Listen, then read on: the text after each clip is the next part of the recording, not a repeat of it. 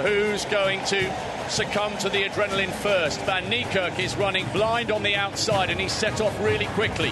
Karani James in hot pursuit. He's already up onto the shoulder of Matthew Hudson-Smith. And Merritt is tracking the Grenadian.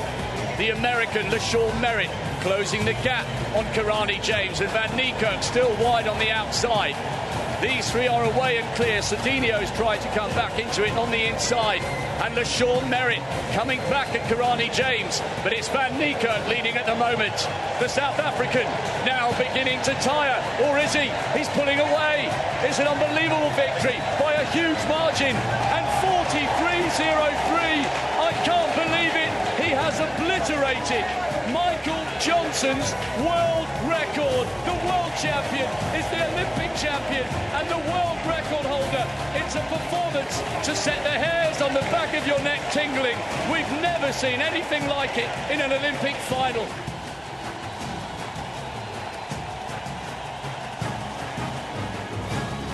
It was the greatest performance of the modern day or the modern Olympic era. Well, it was a record, a sacred record. The one-lapper. Michael Johnson has held that record now for 19 years. South Africa's Wade van Niekerk finally broke, well, the one-lap record at the Olympics to win South Africa's first gold. An incredible performance. We are all buzzing right now in South Africa. And Elvis, we're asking a genuine question. A very important question also for our viewers out there. Is this man behind me on the screen, Wade van Niekerk, the greatest athlete alive? Now, I can only call him poster boy, golden boy, world champion, Wade van Niekerk. Olympic champion. Let's ask you that question, because Michael Johnson, who was revered as the greatest of his era, came out in the British press and he says, Usain Bolt is about to retire now. This guy will take on the mantle of the greatest athlete in the world today following this performance. What do you say to that? Wade van Niekerk has done exactly that. He's now a world record holder. He's obliterated, like the commentator was saying, Michael Johnson's 17-year-old record. You know what? The commentator did say, who's going to succumb to the adrenaline? When I was watching this race, I succumbed to the adrenaline. I couldn't even type a single tweet for a whole minute afterwards. I was just so impressed with what this man has been doing and did on the night. He lived up to the hype and he broke the world record, taking gold along the way. Now, there was a moment where Usain Bolt came up to him and almost anointed him in a way, obviously, if one can call it that. Is that, yes, they've trained together and they're long friends and the like, but this is where Usain Bolt came after the race and anointed him as the next great athlete in the world. Now, there you have it, eh? Fantastic stuff. I'll tell you what, Usain Bolt could do this. He's a really generous person. He's a really generous athlete and he's a generous king, because that's exactly what he's been. And he's handing over to the next king. The most humble guy, I have to say, Wade van Niekerk. He flew 10 family members over, 10 family members and friends. He flew them over to Rio. He's always got his eye on the ball. Do you think there's a little bit of pressure now for him to get a proper welcoming when he comes back home? Well, probably now this is the time.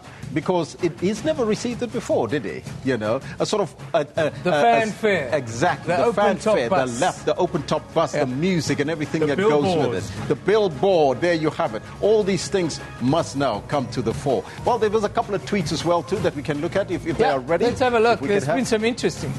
See what they have to say. This is from Michael Johnson, right? The legendary Michael Johnson. He says, congratulate Wayne Dreamer and your coach. Well done and deserved Olympic gold and world record. I know the feeling.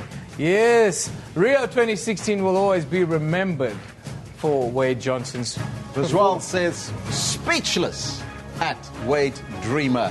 World record and exclamation marks at the end. That's the long jump in team. Exactly. When your peers are talking about you and giving you accolades, it's amazing. Addy Worldwide says, records are there to be broken. Congratulations to Wade Dreamer for breaking the men's 400-meter world record. Hashtag Wade van Niekerk. Wade Dreamer. What? Enlighten me, Wade Dreamer. That's his Twitter handle, is Wade Dreamer. Yes. With that kind of speed, I'm not sure why Wade van Niekerk is not competing in the 200 meters. There's a sure medal for him. I'll tell you why. Because he might have put his world record in jeopardy. Yep, he would have. But now, I can tell you now, Wade van Niekerk world record. We should get a public holiday for this. We've got enough public holidays already. I agree with that. Conrad, we've got enough public holidays, my friend. That's where we are right now. It's going to be that kind of Monday morning. We kind of cock a hoop here. Jovial is the mood amongst us here because we finally got that where we've got that gold medal. But more than a gold medal, we've got the performance of the Olympics so far by a great South African, Wade van Niekerk. Another great South African is standing by to bring us a news update shortly.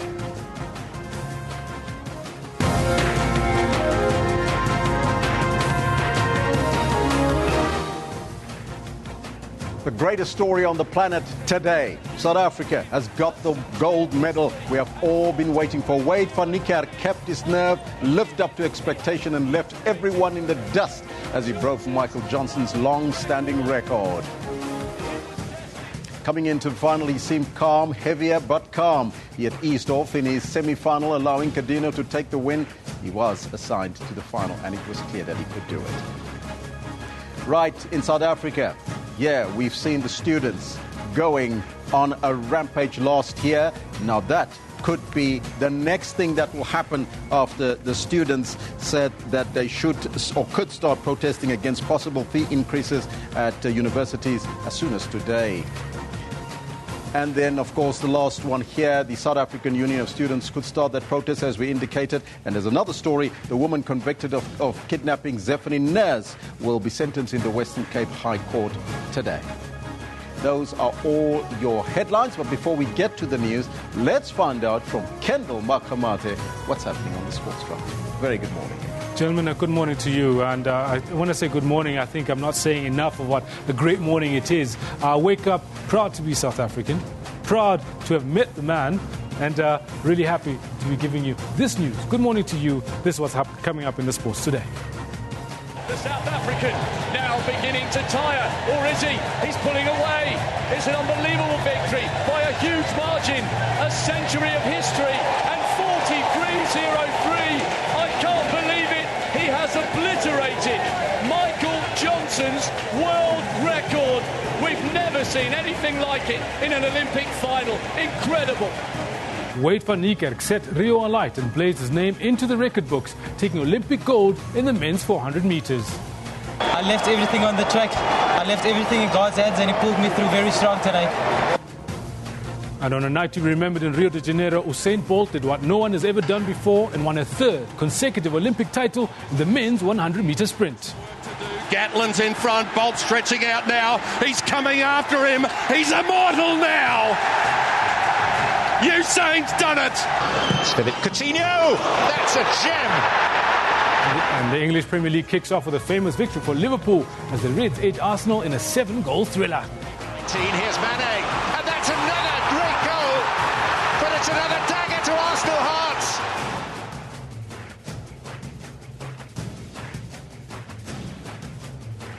Now, all this and more we've got for you later on in the Sports Bulletin. But for now, I do know that it's time for the news. We've done our sports focus already. We've shown you the race that Wade van Niekerk won. We're now going straight through to the news with Elvis present.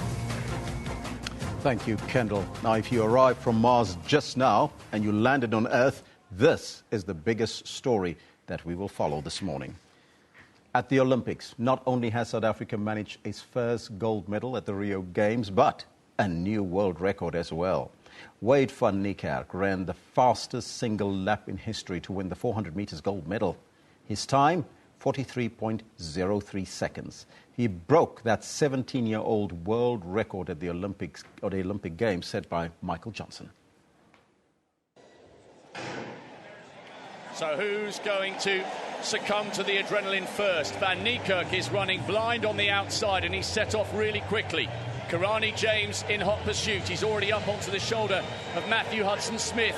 And Merritt is tracking the Grenadian. The American, LaShawn Merritt, closing the gap on Karani James. And Van Niekerk still wide on the outside. These three are away and clear. Cedinho's tried to come back into it on the inside. And LaShawn Merritt coming back at Karani James. But it's Van Niekerk leading at the moment. The South African now beginning to tire. Or is he? He's pulling away. It's an unbelievable victory by a huge margin. And 43.03. I can't believe it. He has obliterated Michael Johnson's world record. The world champion is the Olympic champion and the world record holder. It's a performance to set the hairs on the back of your neck tingling. We've never seen anything like it in an Olympic final.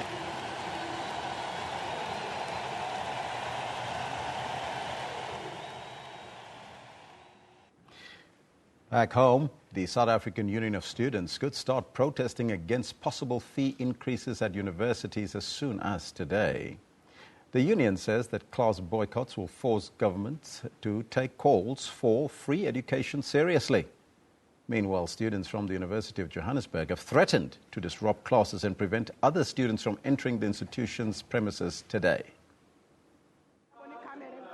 Under the Fees Must Fall movement, students rejected any fee increment. Last year, learning came to a standstill at a number of leading universities across the country, with sporadic incidents of violence. Government then announced a no-fee increase for this year and appointed a commission to investigate the feasibility of free education. That commission started its work in Pretoria, but Treasury has already announced that there is no money for free education. Students are, however, not backing down. This protest must be able to be led by genuine student leadership in the form of the Student Representative Council. We have closed the University of KwaZulu-Natal, we have closed Mangosuthu University of Technology, so all our systems are on standby. They are ready to kickstart the process. We are, however, not convinced that enough mobilizations have been done of the students. We'll be embarking on a mass mobilization program.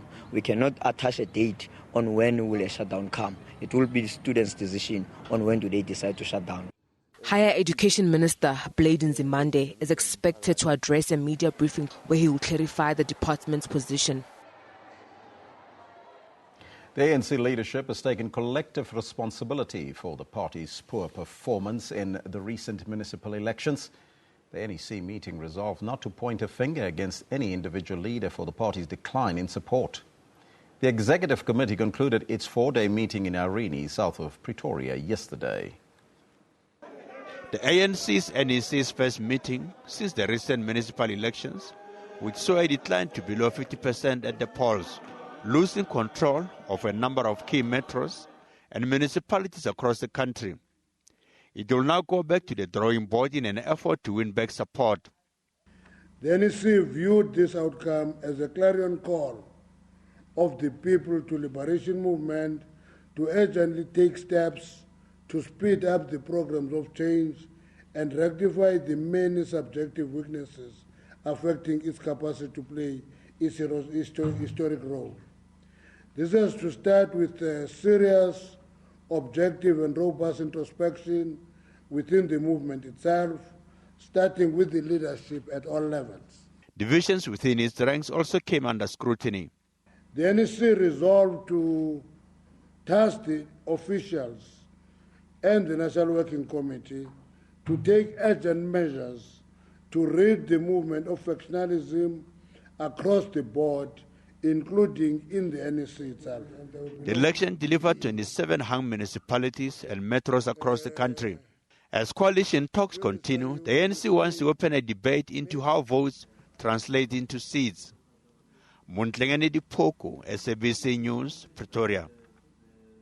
News from the continent and also our theme today. Zambia's President Edgar Lungu has extended his lead in tense elections. According to the latest results, he has polled 955,000 votes against his rival Hakainde Hichilema's 840,000 votes. Voters say they're tired of waiting for the announcement of the results. In Kalingalinga Township, on the outskirts of the Central Business District, a group of voters are analysing the few results outside this polling station for themselves. It comes as the Electoral Commission postponed the announcements yet again. Traders say it's affecting their business. I'm a welder and people are scared to bring business here. How long will it take for the Electoral Commission to tell us the results? we are suffering. The Electoral Commission has missed its Saturday deadline to release the final presidential results. It blames an unexpectedly high voter turnout and a failure to deliver forms to certify results at some Lusaka polling stations. 1.5 million new voters registered to take part in these polls. The excitement for first-time voters at this local university has turned to frustration. Okay, we didn't expect this to take so long.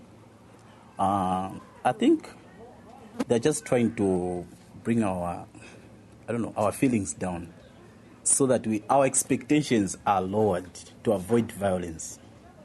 Not really that they are trying to delay us, no. They just want us to cool down. Riot police have stepped up their presence and are patrolling around the National Results Centre. This as the country witnesses one of the tightest presidential races in its history. The election is seen as a test for one of Southern Africa's oldest and most stable democracies. In successive elections, the wait for presidential results has become longer and longer. In the 2015 by-election, opposition supporters took to the streets to protest the delays. This time, as Zambians wait, they hope the outcome of this election will end peacefully. Shingai Nyoka, SABC News, Lusaka, Zambia. Now we'll take a look at our report a little bit later to give us an update on the elections in the second hour, so you have to stay tuned. And our theme today and the focus today is on Mother Africa, the African continent. Let's start that conversation with Eben. Yeah, thank you very much, Elvis. Very good morning. If you've just joined us, we'll start in Nigeria today, and we focus on Boko Haram. Now, a dreaded name, known to most internationally by now, a group feared by those in Nigeria and surrounding countries. And ideology some seek to gain acceptance, belonging and power.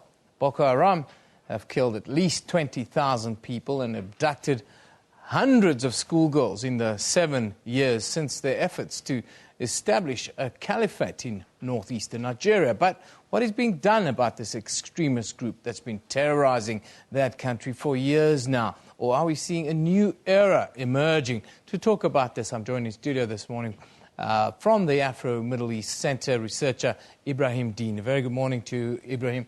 Thank you for joining us. Thanks for having me, Ibn. And as I said, I'd just like to answer your earlier question. I think until he gets under the 43 second for the 400 meters, then he will be seen as the greatest athlete. You think? Oh, that's it. He has a 0.3 second to make up, Well, I think he's there. I think he's done almost the impossible. But let's talk about what's happening in Nigeria, Ibrahim. It's very concerning. This weekend again, we've seen a video emerging with some of the faces of what's known become the Chibok girls. Some of them on there. Just give us a quick idea. Why has it been so difficult for these young women to be located, and why haven't we seen more support from outside in this regard? I mean, I think we need to understand that the Chibok girls, were only a small minority of the amount of girls that were kidnapped by Boko Haram. The group has kidnapped more than 1,000 girls, even more boys than that. But from where they were kidnapped was an area in northeastern Nigeria, very rural area where there's not much access to telecommunications, not much access to satellite imagery. And at the time, the Jonathan administration, or the then Jonathan administration, was very lax in its approach toward Boko Haram. And so what happened was these girls were, the chances were within that first 2 weeks to find them, but they're now being split up. It's not as if the Boko Haram are going to be moving around with all 240 at a time. They've split them up into smaller, much smaller groupings, and some probably married off to Boko Haram fighters. So it's very difficult to find them, and also when you find them, it's also very difficult to verify whether or not these are the girls that are found. I do think that that did focus more energy on the Nigerian government, and I think that at the moment under Buhari, there has been a bigger attempt to crack down on the group, to curb the group. But I mean, I must be honest. I'm not very optimistic in the notion that all these girls will be found alive. I do think that many would be would have been killed in the fighting, been used as shields by some Boko Haram fleeing fighters.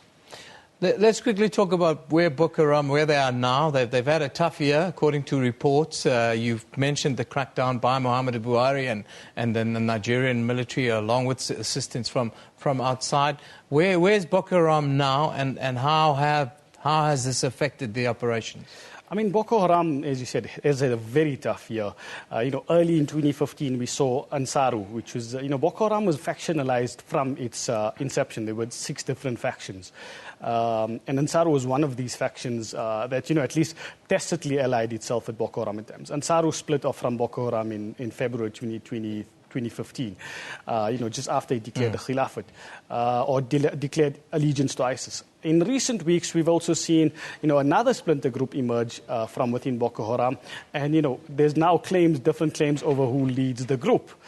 And, that's aside from the fact that in terms of territorial control, it's now been pushed out of most swaths of territory that it controlled. It's now just in the 60,000 square kilometer Sambisa forest, which still is a big area, but it's now concentrated.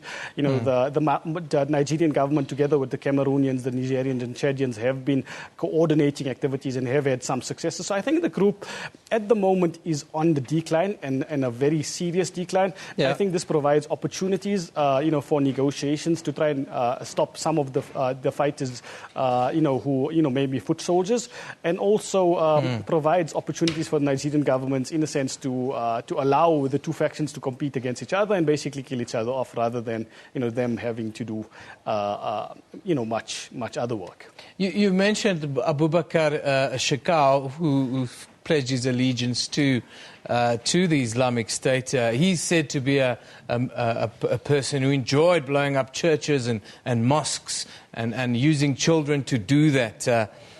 They refer to quite often in the Western media as an Islamist movement that seeks a caliphate.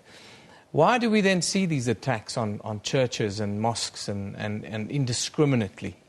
I mean, I think when we look at Boko Haram, especially from its inception to now, we see mutations in the group. So it started off as a largely non-violent movement, basically aiming to say that Western education had corrupted the Nigerian elite.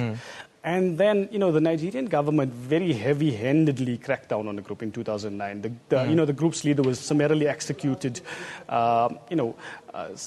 Wives and children have been often targeted, houses burned. And so the group then mutated into a group that's, began targeting everyone. And in 2014, 2015, as you said, declared allegiance to ISIS. And Abubakar Shekau, does seem very non-discriminate in his attacks. I mean, most of Boko Haram's victims have actually been northeastern Muslims, right? And this has been, cited by Ansaru, also cited by the new leadership of Boko Haram, or the opposing or new leadership of Boko Haram, as one of the reasons they've actually decided to splinter away from Boko Haram. So, it's a complex mix of personality control, but also of the Nigerian government's heavy-handed or previously heavy-handed response, which actually forced the moderates out and let the more, militant elements gain control, and also led to, many believing that a moderate approach wasn't working. So the only way to do this was militant, through militancy. And I mean, I think under Buhari, things have been changing, not quick enough, though. In conclusion, though, you talk about this leadership vacuum, you talk about the weakening of Boko Haram. Do you see them changing tactics, and could part of that tactics be moving out of Nigeria elsewhere on the continent? I mean, they have, specifically sub-regionally within Niger, Cameroon, Chad, tried to carry out activities. I don't think they have the capacity to carry out activities, further continentally. Yeah. I mean, I think tactically, they have had to change tactics, because now they no longer, have territorial control, and they're just more reliant on more clandestine activities. But, in saying so, many Nigerians from previous Boko Haram fighters, disillusioned, have been moving to areas such as Libya. So it seems that the group is weakening, and it seems that the group is struggling to remain relevant, and that's why we're seeing this leadership squabbles. We're seeing, especially some leadership saying the group has been too harsh on targets, and this does show that the group, or that at least the Nigerian government, is doing something well, and that the group is losing its legitimacy, or has lost its legitimacy, both within northern Nigeria and from amongst its own fighters. Ibrahim, thank you for coming in and giving us a unique perspective on what is happening in northeastern Nigeria with Boko Haram. Of course, always conflicting reports about what comes out there. But Ibrahim Dean, a researcher with AMIC here in Johannesburg, tells us that the group is significantly weakened, and we could see changes in strategy and leadership happening in the weeks and months to come. But there's also lots of other news, of course, in the offing. Let's go to Alvis for more. That's right, Eben. Let's take a look at what's happening on social media. Now, remember that we'll have this discussion and continue it just after the break. Now, today on Twitter, it's all the glory for gold with Wait for Niekerk. Wait for Niekerk, hashtag Make South Africa Proud. So proud after winning the 400-meter race. And in record time, can you believe it, 43.03. Now, he tweeted this: Jesus did it. And one of the greatest athletes of all time, Usain Bolt, even excused himself from an interview to congratulate Wade. What a humble moment. Let's take a look at that. There it is. Jesus did it, he says on his Twitter page. Lovely piece there. Then, people are also talking about the hashtag Akani Simbini, who placed 5th in the race against Usain Bolt. There you see Bolt with Wade, of course. And in that 100-meter race, here is a nice image of Akani and Wade together. Let's see if we can get that one. This was tweeted by our Minister of Sports, Fikile Mbalula. Now, he also congratulated hashtag Luvuyo Manyonga, who was victorious on Saturday after he won a silver for the long jump, as you can see there. South Africa's Olympic medal total is now up to 7. Now, that's 1 gold, 5 silver, and 1 bronze. Well done so far to our athletes, and hopefully there will be more to come this week. And on a fun note, this image has been circulating. A man proposing to what we assume must be his girlfriend after she won a gold medal. Right on his knees there. Can you see him there? Proposing to his girlfriend at the swimming. Then moving away from the Olympics to hashtag Marikana here at home. Today, we remember all those who died during the Marikana massacre. 44 lives were lost that day. The police who risked their lives and the miners. There are still mixed emotions about the incident as to who is to be blamed.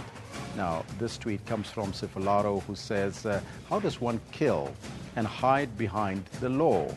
All those policemen should be questioned as to whether they are mentally stable. Hashtag Marikana. This is Sifalaro there. Now, the picture of the day comes from Will, the go-to guy, and this one is captioned, as you can see there, got the chance to meet this humble brother and Wade Dreamer during my visit to South Africa. Congratulations to you both for an amazing race to win the gold. There's Wade and Bolt, of course. Shout out to South Africa for this one. A new world record in the men's 400 meters. Lekker! With exclamation marks there. You see your boy, baby, at the real 9101 at Team South Africa. Now let's take a look at some of the comments of the day that comes from Makosa. And this one says, just because we are magic doesn't mean we are not real. At Jesse Williams, hashtag hands off Caster. We are fully behind you, Caster Semenya. Of course, that outcry on Caster running in the final. Well, we'll take a look at that one as well. But let's now take a look at what's happening in the courts. And we start off here in Johannesburg, where the Johannesburg Magistrates Court is expected to rule on whether the terror suspect Brandon Lee and Tony Lee Tulsi were arrested lawfully.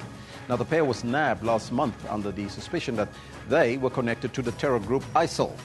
It's alleged that the twin brothers wanted to bomb the U.S. Embassy in Sandton.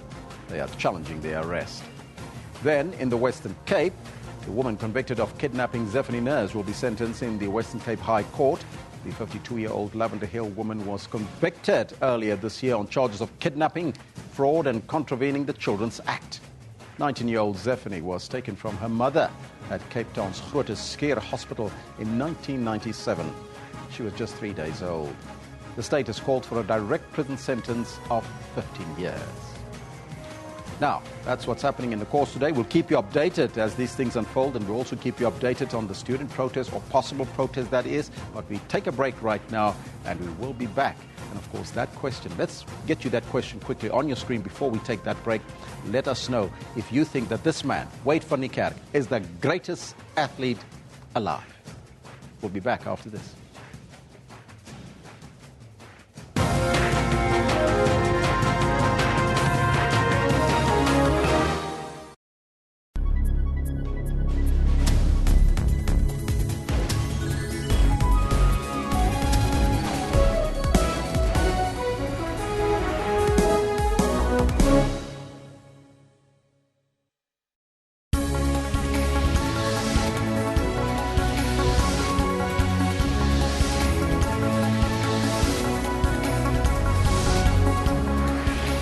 He appealed for the disruptions to come to an end so the future of the children is not compromised. The union said the latest offer by Eskom will condemn its members to poverty. Samples from the 2012 London Olympic Games and 2014 Sochi Winter Games will also be retested. Stay tuned to News Today at 3 p.m. from Monday to Friday on SABC News.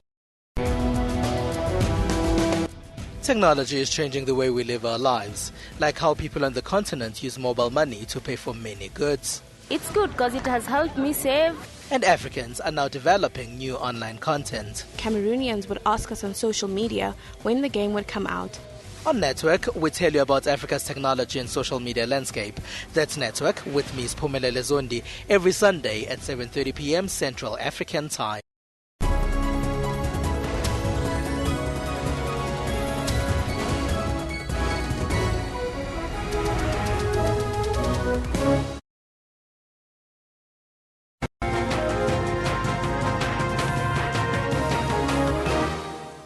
Welcome back here at Newsroom.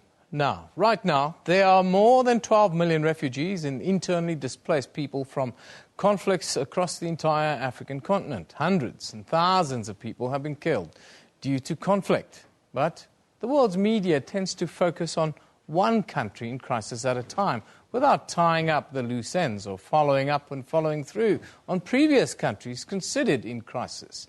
For instance, what is happening with Boko Haram in Nigeria is in the news now again, as well as Burundi and the Central African Republic. The spotlight seems to have moved on right now from South Sudan. And with the latest flare-up of instability in the Democratic Republic of the Congo, it becomes important for the people of the country how the media tells their stories. Now, I'm joined here in studio by political analyst from Channel Africa, Isaac Como. A very good morning to you, Isaac. Thanks for joining us once again. Morning to you. Are you surprised with the latest conflict in the eastern parts of the DRC? We've just seen a massacre, 36 civilians slaughtered, really. No, I'm not really sort of surprised. And I like your statement of saying that the media, the way it's reported in the African conflicts. Yeah. But then one thing people should realize that in the last 10, 15 years, the African conflicts have changed. From being national to being transnational. You cannot talk of conflicts within one particular country. These conflicts, they actually involve different countries.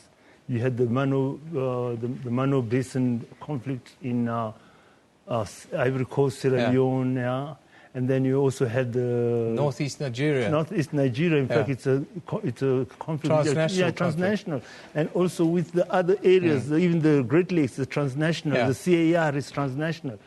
But then with this Eastern DRC, it's transnational in the sense that you've got rebel groups from Rwanda in the DRC, you've got rebel groups from the ADF, from Uganda, and they're all operating in the big forest there. And so it is not surprising.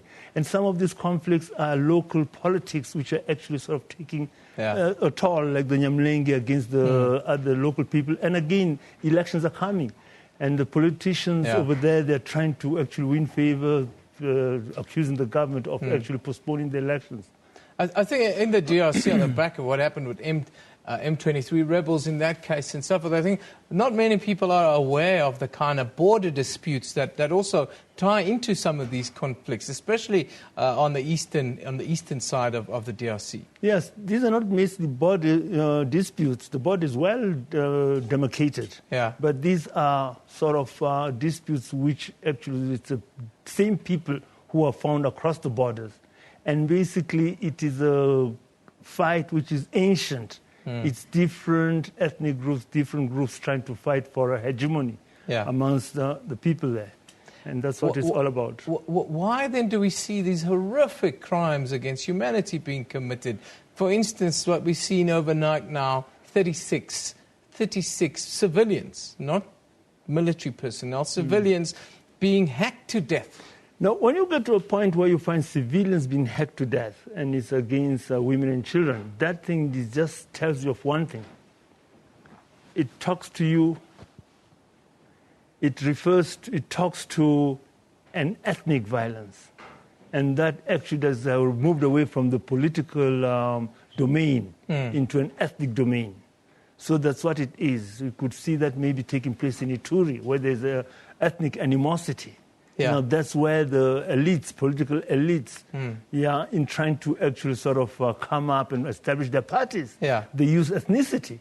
And that's the danger. Elections are coming, and political elites are actually trying to establish themselves and establish a following. And the only thing that they've got on their side is actually to ramp up ethnic feelings.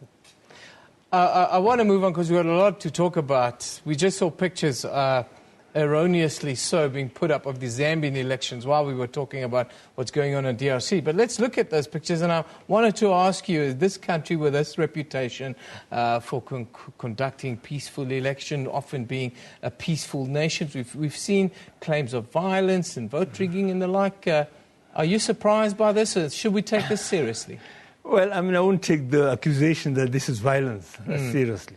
Yeah, you could take anything serious like what election rigging, but violence, no. Yeah. I mean, the Zambians and the urban guys, the urban boys, it's a young generation, it's a young population, they're boisterous. Yeah. Now, people should not look at boisterous and aggressiveness and noise as being violence. Yeah. Zambians traditionally, they're not violent. They're boisterous, yes. We'll bring those election results to you in the days to come, days ahead of it. I want to talk about Burundi quickly because it was the story of the year on the African continent a little bit earlier in the year. We saw unhappiness with Nkurunziza. We saw some ideas of interventions and so forth. Why has it gone quiet in Burundi, and what is happening there right now? Well, Burundi has gone quiet simply because, I mean to say that the government is pushing. The AU, the United Nations, they're pushing for a political solution, a dialogue. And that's what is happening. There are two dialogues taking place. There's a dialogue which is being managed by the AU through the auspices of, by the AU through by the East African Community under the auspices of the AU. And that's being chaired by Mkapa in Arusha. But there's also an internal dialogue process, which is very important. They're taking in all political, civil organizations, but they say they're not going to deal with rebel groups. And what do you think the immediate future or the medium-term future holds for a leader like Pierre Nkurunziza? Well, Pierre Nkurunziza is there. I mean to say that people have got to resign themselves that he's there to stay. I mean to say that if you're going to say that he's illegal, I mean you are deluding yourself. I mean to say that the opposition say that he's not supposed to be there, but the majority of the people, truly speaking, they really like him. That's the funny thing.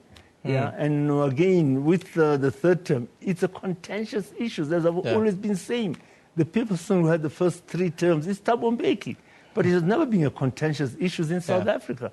So I mean to say that why should it be a contentious issue? It has gone to the Constitutional Court, and the Constitutional Court has ruled that the first term was not a presidential term.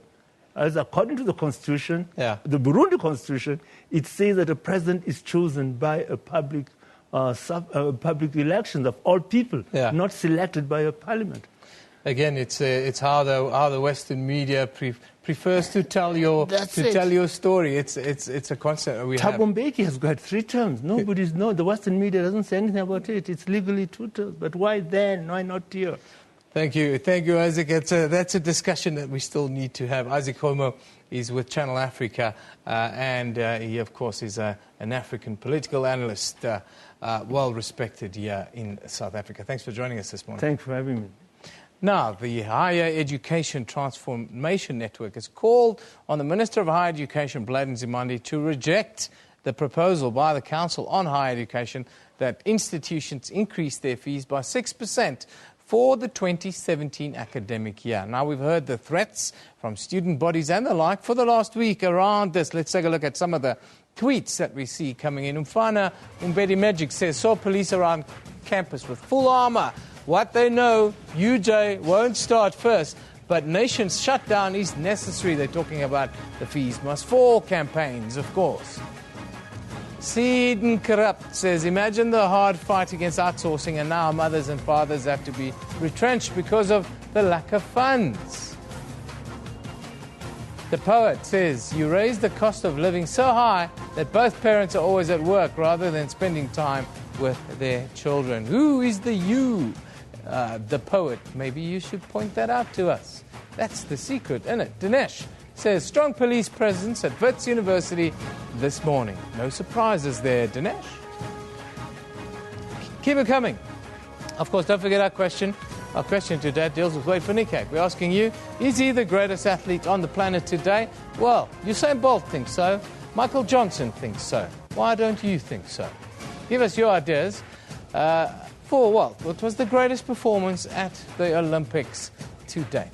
Let's move on and take a look at what you can see on Newsroom on Facebook today. Of course, a Home Affairs assistant manager who was arrested by the Hawks for fraud and corruption at Guyana in Limpopo is expected to apply for bail at the Musina Magistrates Court today. Then the South African National Civic Organisation urged university students to remain calm and give the commission appointed to investigate funding of free higher education time to complete its work. Well, they pulled out in the middle of the process last week, some of the student organisations. Finally, Kurdish Peshmerga forces launched a fresh attack on the Islamic State forces yesterday as part of a campaign to capture Mosul, the militants' de facto capital in Iraq. All of these and more on Newsroom Facebook page. Don't forget to go and like the page there. If you like it, all of the news feeds will come into your feed, as it were. Time now for us to take a quick look at the front pages from around the globe. We'll start in New York with the Wall Street Journal. It says, Jamaica's Usain Bolt, the sport's brightest star, became the first man to win the 100 metres in 3 consecutive Olympic Games. And, wait for this, South Africa's Wade van Niekerk broke what was once thought to be an unassailable record in the 400 metres, running 14.03 to crush a standard that had stood for the last 17 years. That's on the Wall Street Journal, mind you. Moving to China, the South China Morning Post reports that education authorities issued a stern warning yesterday that they would cancel registered teachers' professional qualifications or refuse to qualify them if they've advocated independence for Hong Kong in schools. Finally, in India, the Hindu reports that India and Pakistan exchanged salvos instead of the usual Independence Day greetings, with the Pakistan High Commissioner Abdul Basit calling for Kashmir's freedom and India terming Islamabad's policies on Kashmir illegal and absurd. That's some of the international news. When we come back, Albus will be talking to Médecins Sans Frontières about the work that they're doing in the conflict zones, especially in northeast Nigeria. Don't go away.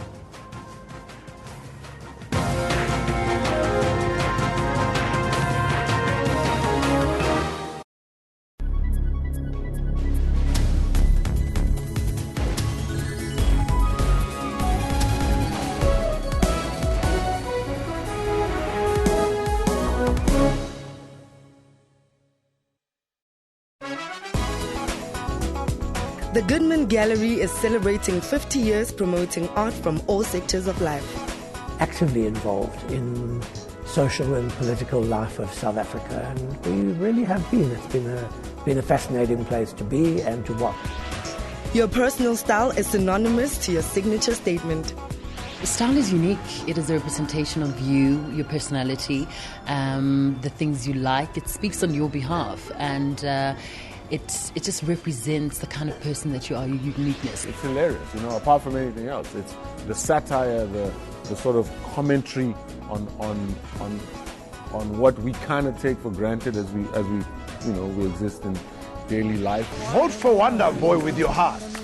Vote for Wonder Boy with your heart and run at cinemas nationwide. For your weekly dose of arts and entertainment news, tune into Trends every Saturday from 12 to 1.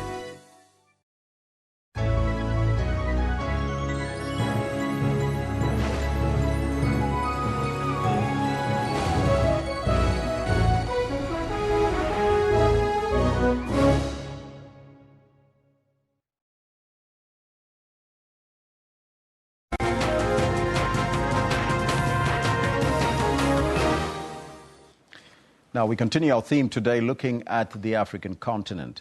Now, more than 500,000 people are living in catastrophic and unsanitary conditions in a number of villages and towns across Borno State in northeastern Nigeria. The International Medicines Organization, Médecins Sans Frontières, Doctors Without Borders, or MSF, is calling for the provision of emergency aid for those people in immediate danger. Now, the area around Banki, accessible only with a military escort, is currently sheltering about 15,000 people, the vast majority of them displaced from their homes by conflict. MSF said as many as 1 in 12 of the population may have died in the past 6 months. Now, for more on the story, we joined in studio by Jens Pedersen, the Doctors Without Borders MSF humanitarian policy advisor. Jens, a very good morning to you and welcome. Thanks, Elvis. Now, the situation sounds absolutely dire. Almost, 500,000 people living in catastrophic and unsanitary conditions? Yes, so what we have is a very, very serious medical and displacement situation as a direct consequence of the violence that we spoke about earlier with our previous speaker in the conflict between the Nigerian government and Boko Haram. Now, throughout the past month, more and more areas have been accessible for humanitarian actors. And we are, so to say, finding remote location, villages, pockets of people that have been displaced, that have been without access to healthcare, access to food, clean water or sanitation for months on end. Basically in a very, very dire and catastrophic situation. Now, we're talking about 500,000 people only in one state and not even the other affected countries. No, so in the area around the Lake Chad Basin, which is on the northeast side of Nigeria, bordering Cameroon, Niger and Chad, the conflict has resulted in more than 2 million people being displaced altogether. The worst situation that we are witnessing at the moment is in Nigeria, in Borno State. In your report, you also said that 15% of children screened by your teams are suffering from severe acute malnutrition. Why are the children so vulnerable to these conditions? Well, as I said, Elvis, people have been caught in insecurity without the ability to plan. Markets have closed. People have been unable to travel around to areas of better food security or security in general. And the most vulnerable, as we know, are the children under 5. And a 15% average rate of acute malnutrition, severe acute malnutrition, is something we rarely ever see. It's a very, very high level. And there's also, of course, the living conditions of the people in these camps. Can you describe maybe the situation there? And are there perhaps the potential of the outbreaks of cholera and as well as measles, perhaps? Yes, so in conditions such as these, conditions are, of course, very rife for outbreaks. Cholera, measles, as you rightly mentioned, are 2 of the main concerns. We have carried out measles vaccinations, and we continue to do so. Cholera is also a very serious concern, and we will attempt to conduct cholera vaccination as well. It's also coming to the season of malaria, for example. And when people are extremely vulnerable in these, as they are in these situations, a bout of malaria, an infection of cholera, of course, put you at even greater risk. Do you have enough manpower and human resource on the ground to assist? It is tricky. We are calling for a much larger scale-up and deployment of food aid, medical personnel, because simply the needs are overwhelming. And we have as well initiated a fundraising campaign here in South Africa, simply trying to make sure that enough resources, including human resources, are being made available to the people in northern Nigeria. And the situation is still tense, it seems like, on the ground. How safe are your colleagues currently there? Well, security is a very big challenge, and it is a serious concern. In some areas, our movements are very, very restricted. In some areas, we are forced to move by helicopter or by armed escorts, and it makes providing the necessary medical and food aid very, very difficult. So yes, security is a big problem. Now, these people in these areas have been cut off from the outside world while under the control of Boko Haram for more than a year. How did they survive? It's a very good question. They have had limited access to food. They have had limited access to water. And many of them, as you mentioned, have not survived, and many have struggled significantly, which is why we're seeing such high levels of malnutrition and such high levels of disease. Your final word now to people in the world listening to this, especially governments, what should they do? Well, I think more needs to be done in terms of aid. Food aid in particular needs to be made available. That requires funding. And medical aid needs to be provided as well, and that also requires funding. Jens, thank you so much for your time and joining us here in studio. That was Jens Pedersen, the Humanitarian Policy Advisor from Doctors Without Borders, in studio, continuing our theme for today. Now, remember that we are asking you that very important question today. Wade van Niekerk, is he the greatest athlete alive? You can see him there. Remember, you can send us your comments on the Twitter handle at SABC Newsroom, as well as on the Facebook page. If you like us there, you become part and parcel of the informed. Yeah, it's a great story. It's a great Monday. What a way to wake up. For those of you who woke up a little bit late this Monday morning to find South Africa's first gold medal and a world record to boot, mind you, in one of the great stories of the modern Olympiad. Wade van Niekerk, an unheralded boy from South Africa, doing the impossible. Now, we've asked you the question. Let's take a look at some of your responses. Mukuri Kennedy says, Newsroom, the greatest athlete alive now, champion and record breaker, our golden boy, Wade van Niekerk. King, world's finest, fastest ever. Yes, he's also run the 200 in under 20, the 100 in under 10.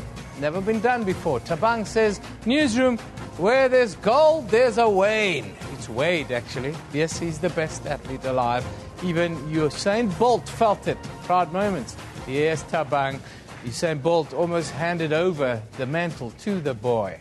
Tolly Sbu Mbuni says, Newsroom, Wade is the greatest athlete alive. Even Michael Johnson agreed on Twitter. Hashtag Mr. Fastest. Yes, I saw what Michael Johnson said. Lungisani Mabaso says, Newsroom, wonderful job, well done. In isiZulu is saying, Uikawe, hero. Wade van Niekerk, SABC News. Golden says, Newsroom, today definitely is. Congratulations. The next guest at next year's Sona, for sure. There'll be more than just guesting at the Sonas, of course. What a wonderful performance. I've got Zephany Nurse here who's going to do the weather. But before you do the weather, where were you when this happened? Were you sleeping? Yes, I was dead asleep. Unfortunately, I had to be up at 3 for work. So, yeah, well, I know in spirit I was watching. Yeah, so. In spirit I was in Rio. in spirit, Zephany Nurse was watching the greatest performance by South Africa. Well, I would say since the dawn of democracy, it is that good. But let's go to another South Africa in spirit, giving us the weather. Zephany Nurse.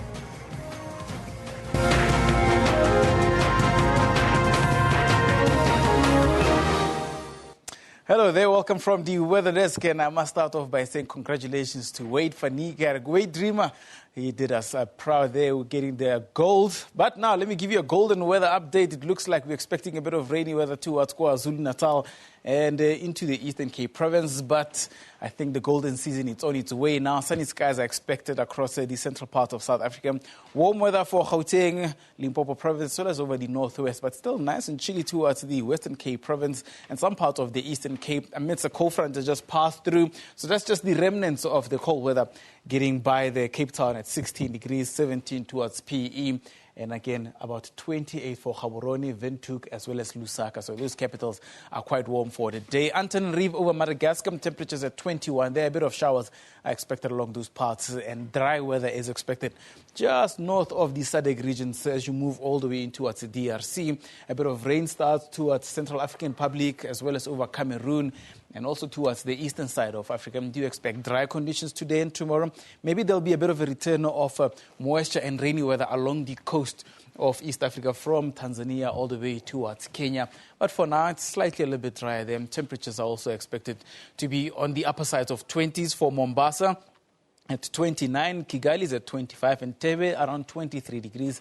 Still slightly warmer there. Temperatures slowly going below the 25 mark, but it will recover in just a couple of hours' time. Over North Africa, hot weather is expected here. No chance of rainfall. You'll see some of the Middle Eastern temperatures there are as high as 47 degrees. A bit of rain, I must show you first, towards El Fasher as well as over just south of Sudan into Juba. And take a look at these temperatures, very hot. 41 for Baghdad, 37 towards Cairo, and about 45 towards Riyadh. Yeah, it is quite a hot day there. And Sabah is at 41 degrees. Tripoli is at 33, and nothing much changing towards the northern part of Libya. It remains into just those lower 20s. Heavy rainfall for Conakry as well as over Bamako, including Ouagadougou, just over Burkina Faso. They do expect some strong chance of rainfall, possibilities of thunderstorms towards N'Djamena. And, of course, if you're going to be in Niamey, do expect temperatures there to be quite hot.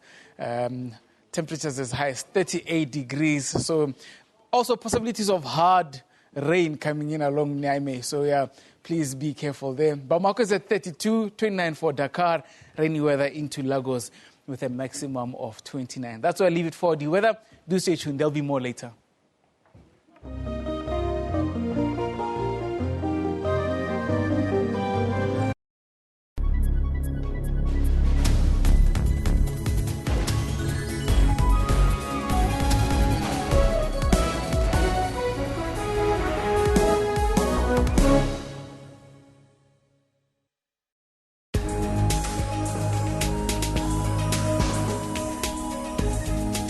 Now, this is Trends, of course, your one-stop serving of all that's juicy and trending in the world of entertainment and showbiz. My name, of course, is Refiel Wemwilo. I'm Dr. Sello Mutaung, and this is our talk.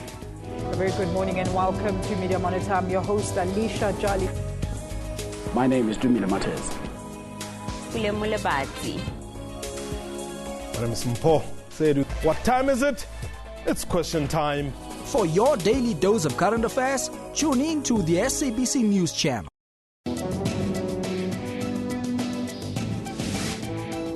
We are one of the 22 high-burden countries, and out of that, we're number 6, following countries like India, China, and with huge population. Cough, night sweats, weight loss, and fever, and cough being the most important of those. So, and especially if the cough lasts for more than 3 weeks, then you really have to worry and get tested for TB. The motivation is to affect behavior change, particularly with people who cough and who may be carrying the bacterium. So encouraging people to use the elbow.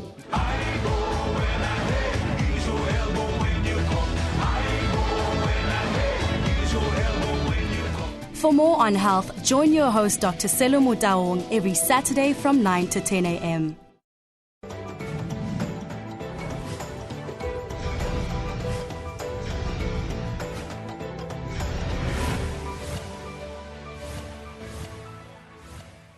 They say you can judge a nation's greatness by how it takes care of those who cannot take care of themselves.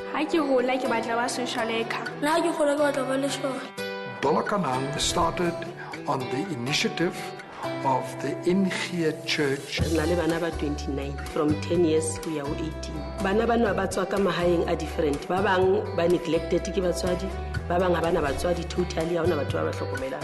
It's the little things that mean so much more to the family of Bulukanang Youth Care Center. Don't let your current circumstance determine who fetsa bokae. We celebrate these young ones with gifts of encouragement, hoping this moment will forever bring joy as they persevere. A very big surprise for you guys.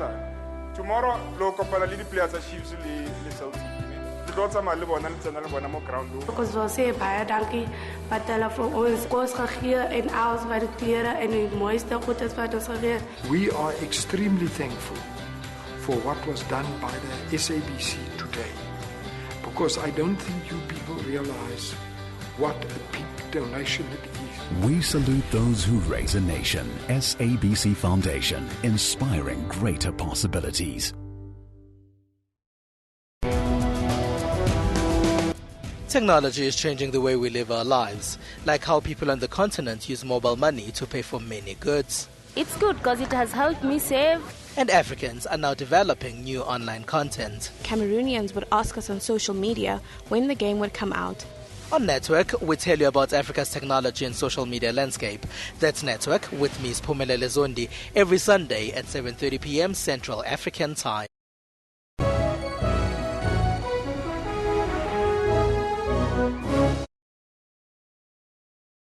It's an unbelievable victory by a huge margin, a century of history, and 43.03.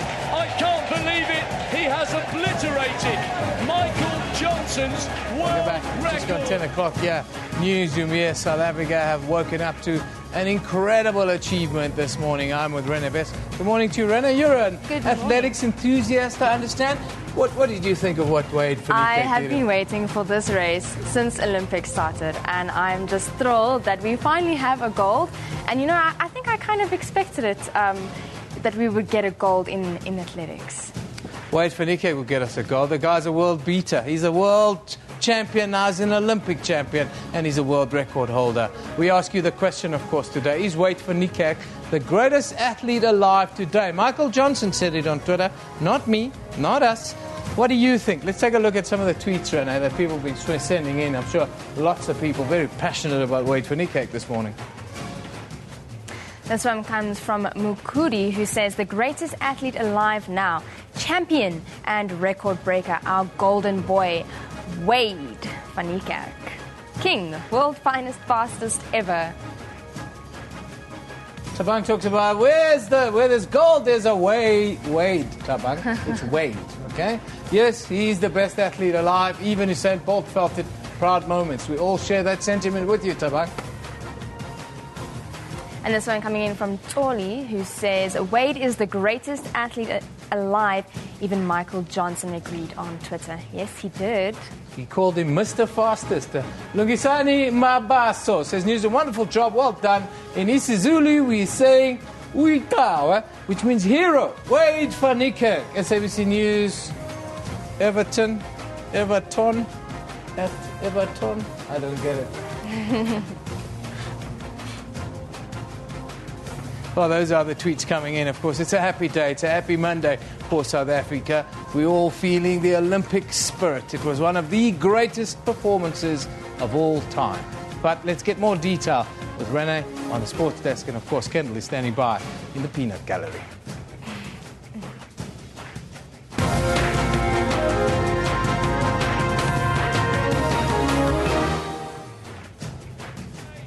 South Africa's Wade Van Niekerk ran the fastest single lap in history to win the 400 meters gold medal at the Rio Olympics.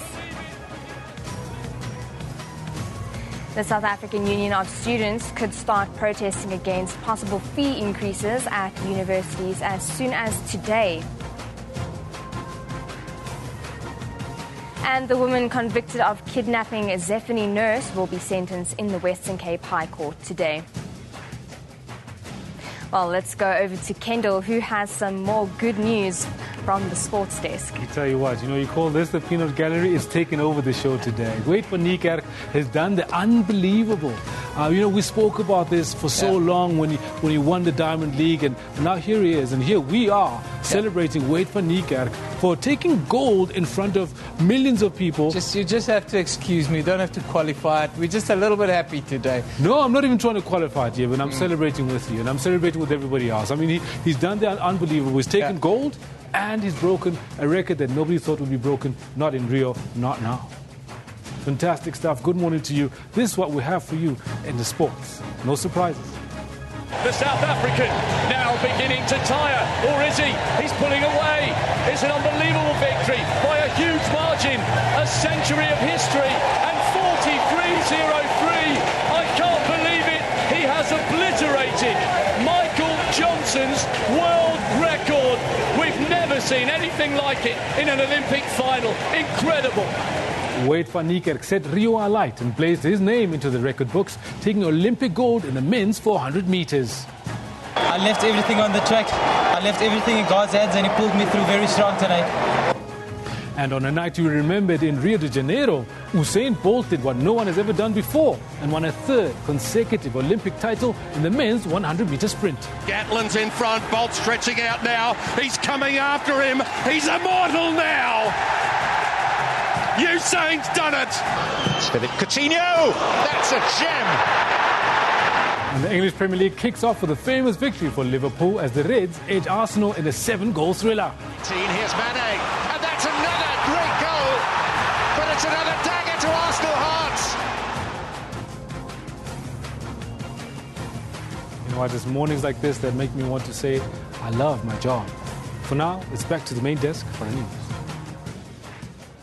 Thank you, Kendall. Of course, continuing on that good sports note, 400-meter world champion Wade van Niekerk smashed the world record as he grabbed gold at the Olympic Games in Rio de Janeiro earlier on Monday.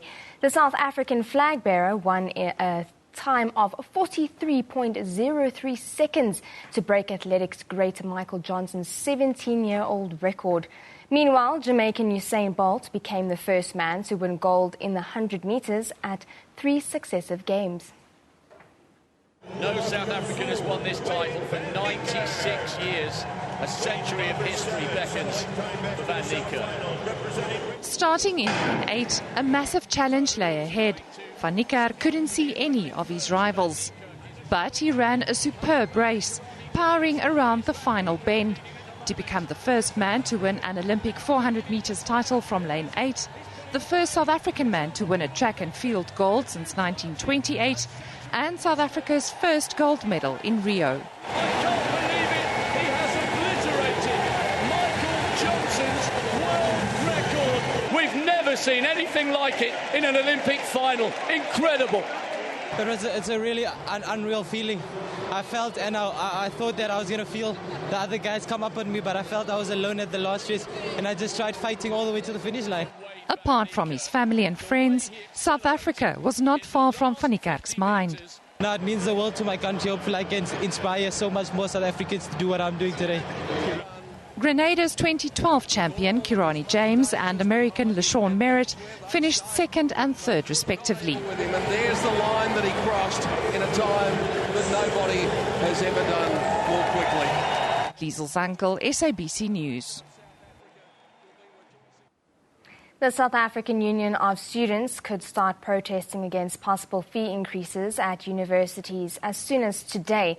The union says class boycotts will force governments to take calls for free education seriously. Meanwhile, students from the University of Johannesburg have threatened to disrupt classes and prevent other students from entering the institution's premises. Under the Fees Must Fall movement, students rejected any fee increment. Last year, learning came to a standstill at a number of leading universities across the country, with sporadic incidents of violence. Government then announced a no-fee increase for this year and appointed a commission to investigate the feasibility of free education. That commission started its work in Pretoria, but Treasury has already announced that there is no money for free education. Students are, however, not backing down. This protest must be able to be led by genuine student leadership in the form of the Student Representative Council. We have closed the University of KwaZulu-Natal, we have closed Mangosuthu University of Technology, so all our systems are on standby. They are ready to kickstart the process. We are, however, not convinced that enough mobilizations have been done of the students. We'll be embarking on a mass mobilization program. We cannot attach a date on when will a shutdown come. It will be the students' decision on when do they decide to shut down. Higher Education Minister Bladen Zimande is expected to address a media briefing where he will clarify the department's position.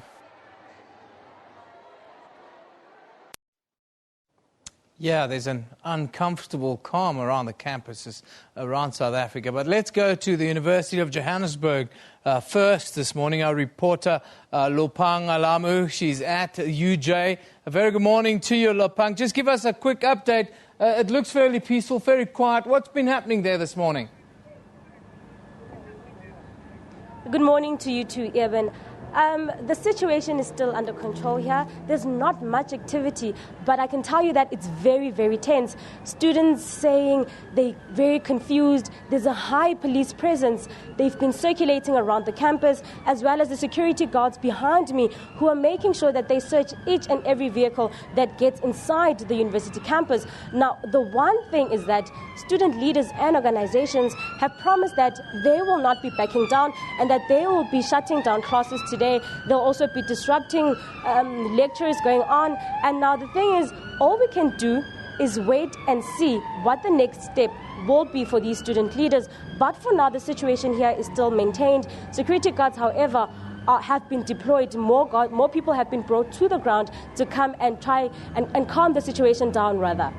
Are you seeing a lot of students there just engaging in activities as normal, going to class and so forth, or is it a matter of some students congregating on campus ahead of what we expect later today? A lot of students were not aware of the shutdown that was to take place today. So now what the student leaders told us is the fact that they want to get inside campus and then alert the students of the shutdown that they've been planning since last night. And the thing with the students is that they're very confused. It's very, very tense here. You know, some students do not know what's going on. Some are aware, but classes are still commencing as usual. Lepang, and the police, are we seeing police at the entrances physically going through cars, or is this still a security activity there? There's a huge police presence. You will not be able to see the police vans because they're right behind us. They're right in front of us, rather. There are like 4 vans here. The police have gathered. They grouped themselves up, but they will probably be on standby until anything massive happens. But the security guards behind me are just making sure that they search each and every vehicle that comes in here. You know, since we know that it's been a hive of activity, but there's a huge police presence. They've been trying to make sure that they're on the lookout for anything wrong that might happen. Lepang, thank you very much for that update. That is at the University of Johannesburg. You've just heard Lopang Alamu reporting live from UJ's campus, actually just close by to us here at SABC in Auckland Park. It seems as if matters are fairly quiet there now, but the situation is expected to escalate a little bit later in the day as classes start to commence, as you heard Lepang's report there. But let's now go to the University of Pretoria. Now, Molemo Motoa is monitoring the situation for us there. Very good morning to you, Molemo. Just give us a quick idea. What's happening outside the Hatfield campus at the University of Pretoria then?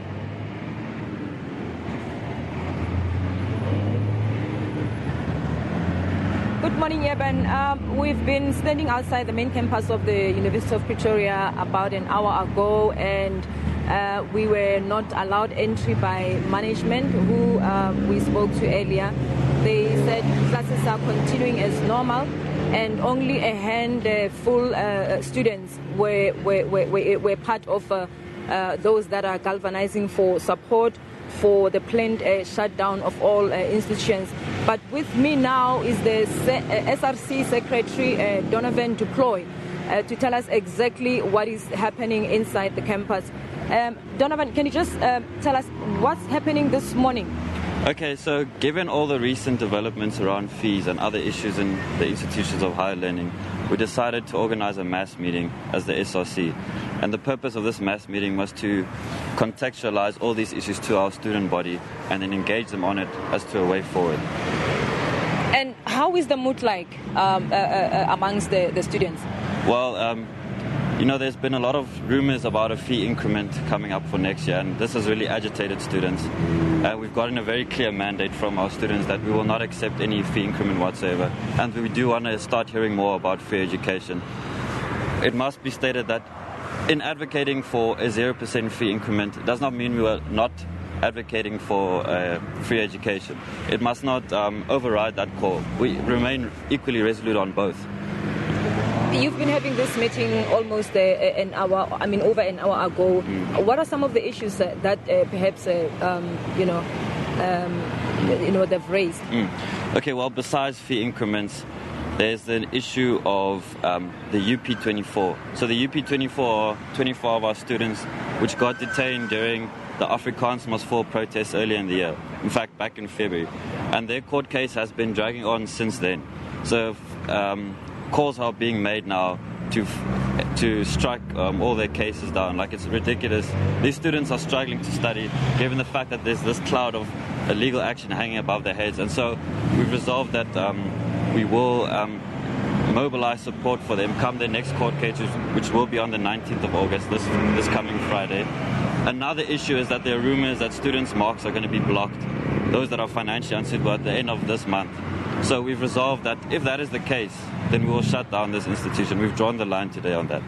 But what is expected of you guys? What is it that perhaps we are about to maybe see, depending on whatever conclusions or solutions that you make? Well, like we said, we hosted this meeting this morning to get that mandate from students, and it's very clear that if there's a fee increment, we'll shut down campus. And in fact, we'll work with our colleagues from other institutions to shut down, not the province, the region, we'll shut down the country just like last year. Last year was just the beginning. So we remain absolutely resolute on that. We don't want any fee increments. In fact, we want fees to decrease. They're expensive as it is. At this very institution, only 1 in every 6 students can actually pay fees from their own pockets. The overwhelming majority have to rely on bank loans, NSFAS, study aid funds, bursaries. So these fees are ridiculous. We shouldn't even be entertaining the idea of a fee, 0% fee increment. We should be decreasing fees. That was Donovan Duploy from the University of Pretoria. And we also understand that the Minister of Education, Bladen Zemande, will be addressing a media briefing later today to iron out whatever differences that may be. From Pretoria, it's Moni Momota. Back to the studio. Yeah, thank you very much for that update. So as you can see, situation around the campuses in South Africa are very tense this morning. Students are engaging each other. There seems to be gaps in communication as to what the process is going to be going forward. There was inadequate communication at the University of Johannesburg, as you heard a little bit earlier. Of course, the Minister of Higher Education, Bladen Zemande, cancelled a press conference on Friday, and that is now much eagerly awaited, what will come out of that by student movements around the country. We will keep you updated on the story, which is a developing one would think, for the rest of this week. But let's go to Renee on the news desk for more news. Well, thank you, Evan. Yes, and to move on to some other news. A week and a half after the local government elections, the national focus remains firmly on the metros and the closely guarded coalition talks. In the Nelson Mandela Bay, the ANC needs 11 seats to regain control, while the DA needs just 4 seats. The DA is the majority party with 45% of the votes. A race against time, following its dismal loss to the DA. The ANC has been in talks with smaller parties to form a coalition government. With only 50 seats, the ANC is desperately looking for 11 more seats to regain control. It remains confident. No single party received 50% plus 1 vote in this matter. In spite of claims to the contrary, there is no winner. And therefore, the ANC, as any other party, now have to form a coalition government. And there are more than 13 votes out in terms of negotiation for a coalition government. And therefore, both the ANC and any other party has a right to govern this matter, subject to the outcome of those negotiations. With 6 seats, the EFF is seen as kingmakers. National leaders are handling negotiations. We are aware of the coalition bloc that was announced yesterday, but the EFF is certainly not part to any such bloc. Well, the discussions at national level are ongoing, and the EFF will make an announcement on Tuesday or Wednesday as to what the outcome is. With national DA leaders also in charge of coalition talks, the DA in the Metro declined to comment. A council meeting is scheduled for Thursday. The deadline for councils to meet and elect a mayor, deputy mayor and speaker is 6 p.m. on Saturday, August 20. Lerato Tipa, SABC News, Port Elizabeth. Now, the first council meeting, mind you, in the Nelson Mandela Bay Metro is expected or was supposed to have taken place this morning. Lerato Tipa, well, she's outside chambers this morning. A very good morning to you, Lerato. First council meeting expected to take place. Did it happen? What's the latest? Yeah, it didn't happen, Eben, you're right. It was actually scheduled for today, and it has been moved up until Thursday. I think it's fair to say that at this stage, this metro really is not actually going to go to any specific party. It's been an interesting weekend, Eben. On Saturday, we went to a press conference where smaller parties, the PA, the United Front, and COPE, said that they're going to form a bloc unit, and they'd like the ANC and the DA to approach them as this unit. Also, they said that if they're going to form a coalition with either the DA or the ANC, they're going to make it as a unit and not as individual parties. And then yesterday, ANC mayoral candidate Jones said that this metro doesn't belong to anyone, that perhaps Ethel Trollop and the DA celebrated prematurely, saying that because no party has 50% plus one votes, this metro literally is open for grabs. At this stage, all parties are tight-lipped. No one wants to talk. The EFF saying that their negotiations aren't be done at a national level. The COPE saying that they are part of a unit, and the DA saying that they will only announce on Wednesday or Tuesday whether they're going to partner with which coalition parties. So everyone in the metro is really anxious to see exactly which way these votes are going to swing. You will understand that the ANC needs 11 seats to govern this metro, and the DA needs 4 seats. But there are the smaller parties which will play a huge role to determine which of these parties will govern the metro. So at the moment, it literally is just guessing games, trying to find out which parties are going to form an ally with ANC or DA, but everyone not sure because all parties, like I said, are tight-lipped about who they're going to form a coalition with. Lerato, just look forward to Thursday. What was supposed to happen today? What's the expectation then when this first council sitting happens? On Thursday, it expected that the new mayor, his deputy and the speaker obviously should be elected. But if that's not done by Thursday, they are given until the 20th of August to decide that. And if still by the 20th of August there's no decision reached, they'll have to go to a re-election. So all people are hoping that by Thursday, the bigger parties, the smaller parties, will have formed some negotiation and that a deputy mayor, a mayor and a speaker can be elected. But like I said, at the moment, nothing is clear. No one wants to talk. And perhaps on Thursday, we could see another postponement to wait until the 20th of August. Well, Lerato, thank you very much for that update, coming to you live from Nelson Mandela Bay, where the first council meeting was supposed to take place.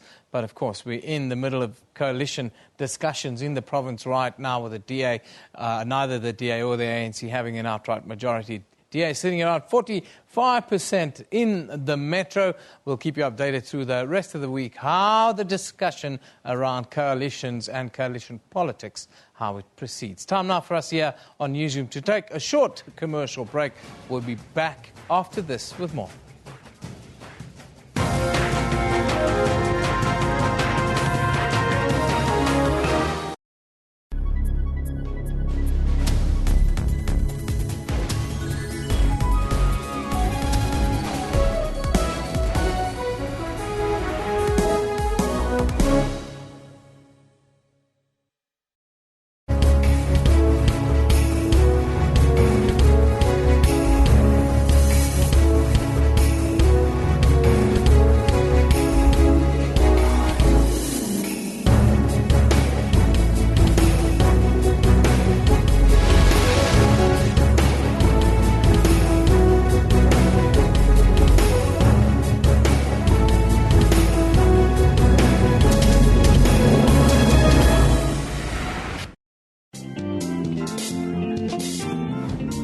Your past should not determine your destiny if you make informed choices about your future.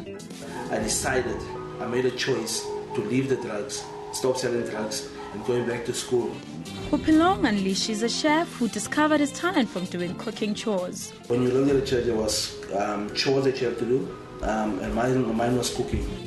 Our own chef made an excellent presentation when his recipe was chosen for MasterChef. I've been to more than 10 countries, and there was always someone paying for my plane ticket, someone see the potential in it. For uplifting stories, join Puleng Mulibati every Friday at 17:30.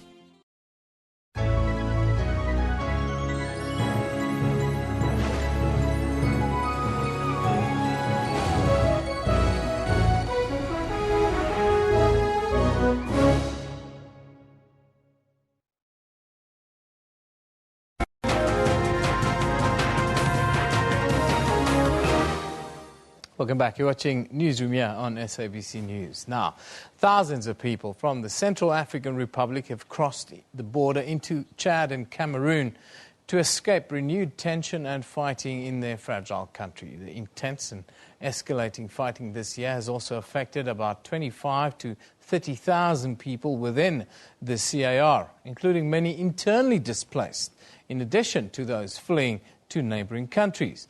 The outbreak of cholera in the country has killed 16 people so far, and 66 more cases have been recorded along the Obangui River since the government declared the outbreak last week, Wednesday. Now, to talk to us about the situation, well, we are joined by Bida Koyagbele, one of the CAR's presidential candidates.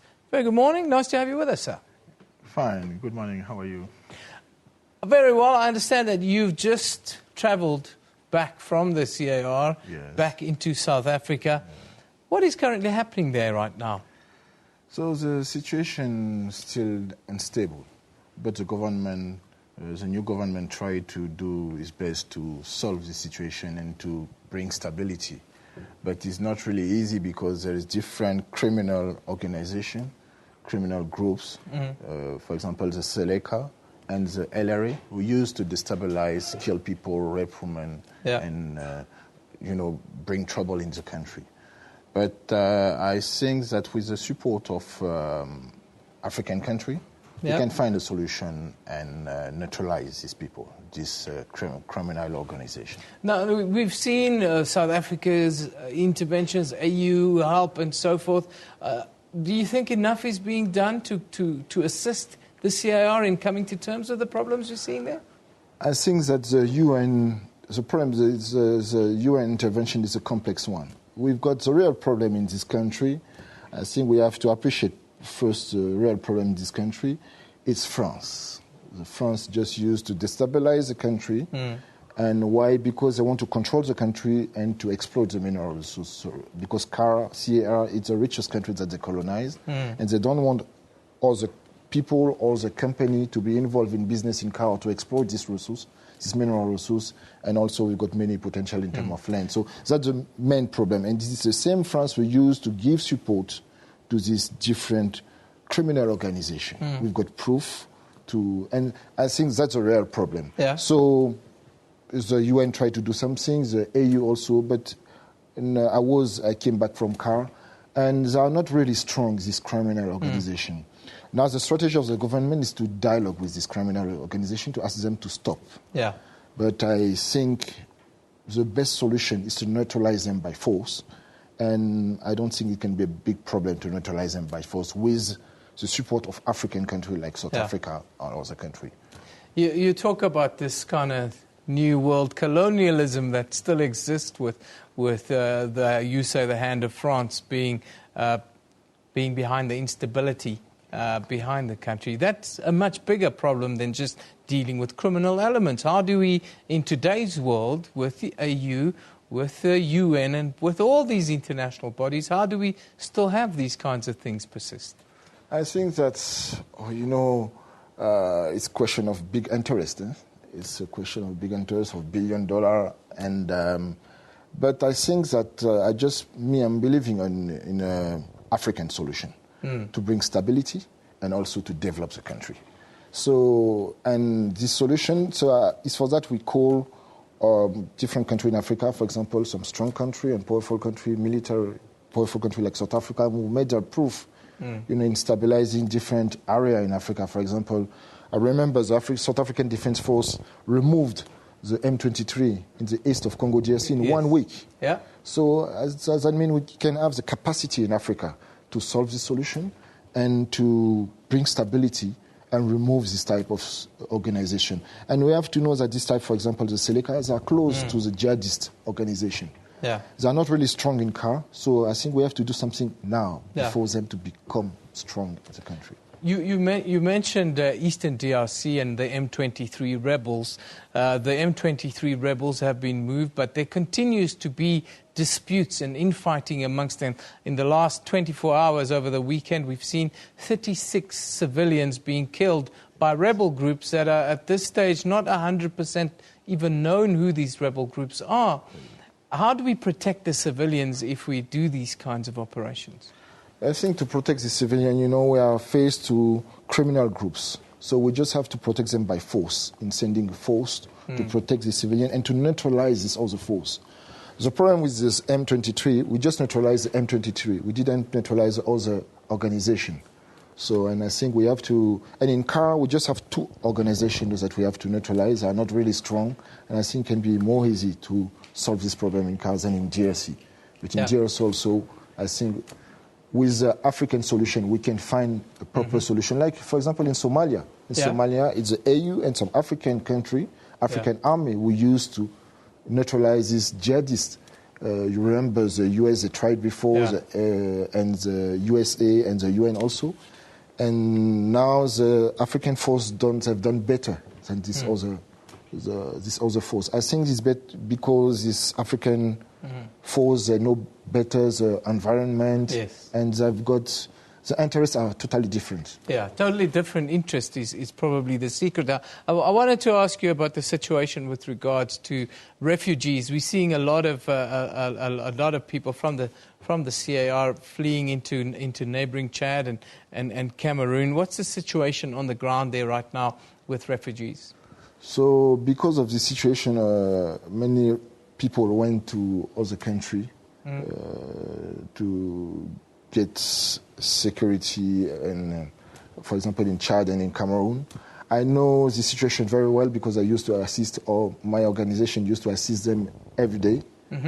And but the real problem is this problem of security. We have to bring security to solve this problem. People are ready to come back, but just need security to come back and to, how can I say, because the majority of the populations are farmers, and to continue to develop. You talk about the farmers and the security, and without security it becomes very lawless.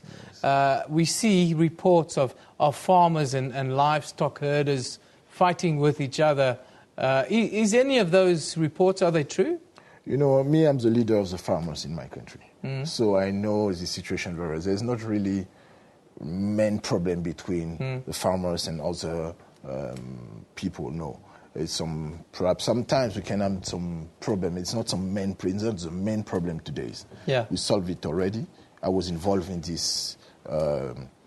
We created a committee to solve this situation, and we solved it already. And it was not really the real problem. The problem in this country is a problem of big interest. French interest, if we call it that now. Exactly. On a personal level, of course, you've had a very difficult time. During the funeral of the mother of your children, it became a very high-profile case when you refused to shake the hand of the French ambassador, making a massive statement against French interest there. Was it only that, or was there a deep sense of a personal feeling? Yes, I think it's...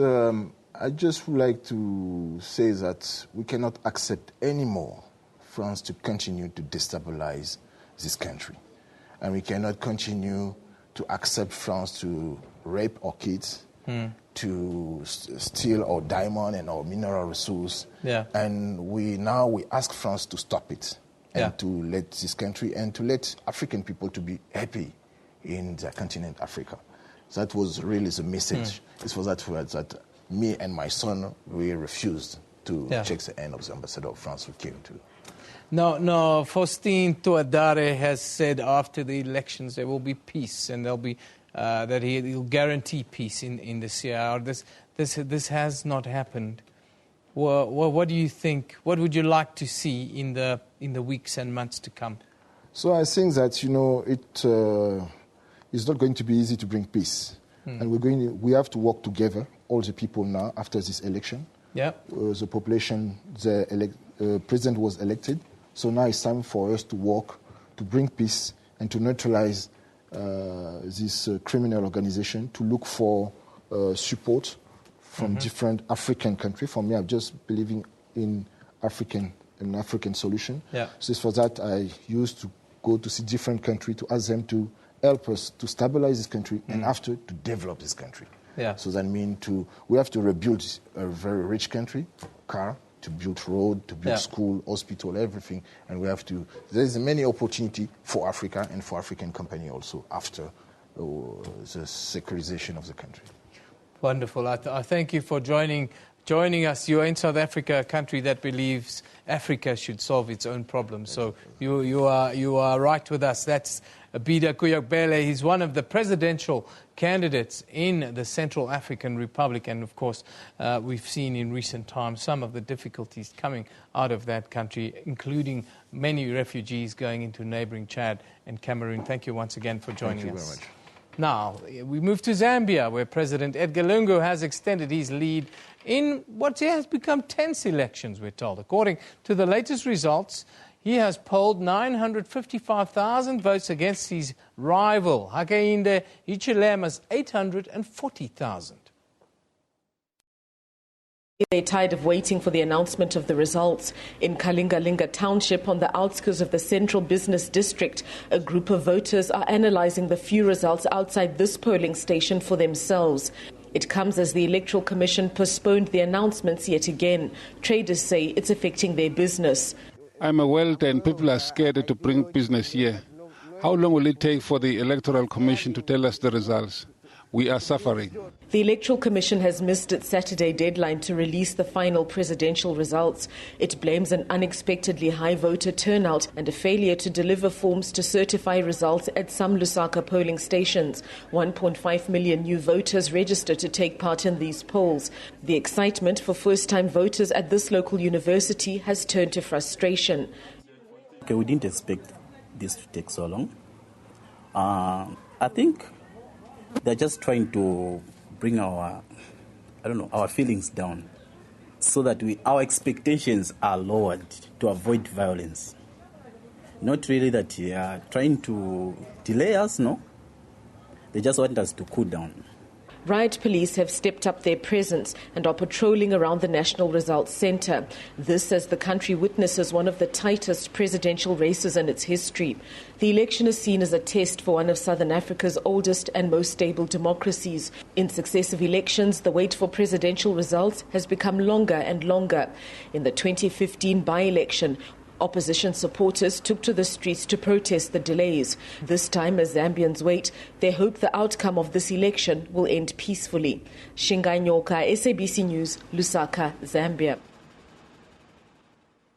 Let's now take a look at what's been happening on social media. Well, over the last 24 hours, over the last week, of course, local news dominated by the elections as well as coalition talks. Julius Malema and Thuli Madonsela. Women's Month is also a big trend, but all of this has been overtaken in the last 24 hours by news from the Olympics, and it's dominating the conversation here in South Africa. Wade van Niekerk is on everyone's minds this morning. Now, I'm in studio with the Managing Director of Roy Africa, Tonya Kuri, who always comes and gives us the juice of the week. Hi, Tonya. Happy Wade Day. Happy Wade Day. They should make it a public holiday today. I agree. I'm in. I mean, just tell us about the kind of reaction we've seen on social media to what has happened. I think he surprised himself a little bit because he went into this race not as a favourite, running in the outside lane, not having been in his absolute best form up until that point, but he looked like something carried him down that back straight because he just kicked again. And he's, of course, attributing that to God, right? So, yeah, there's some beautiful imagery on social media. There's if it doesn't bring a tear to your eye, you're made from steel, that's for sure.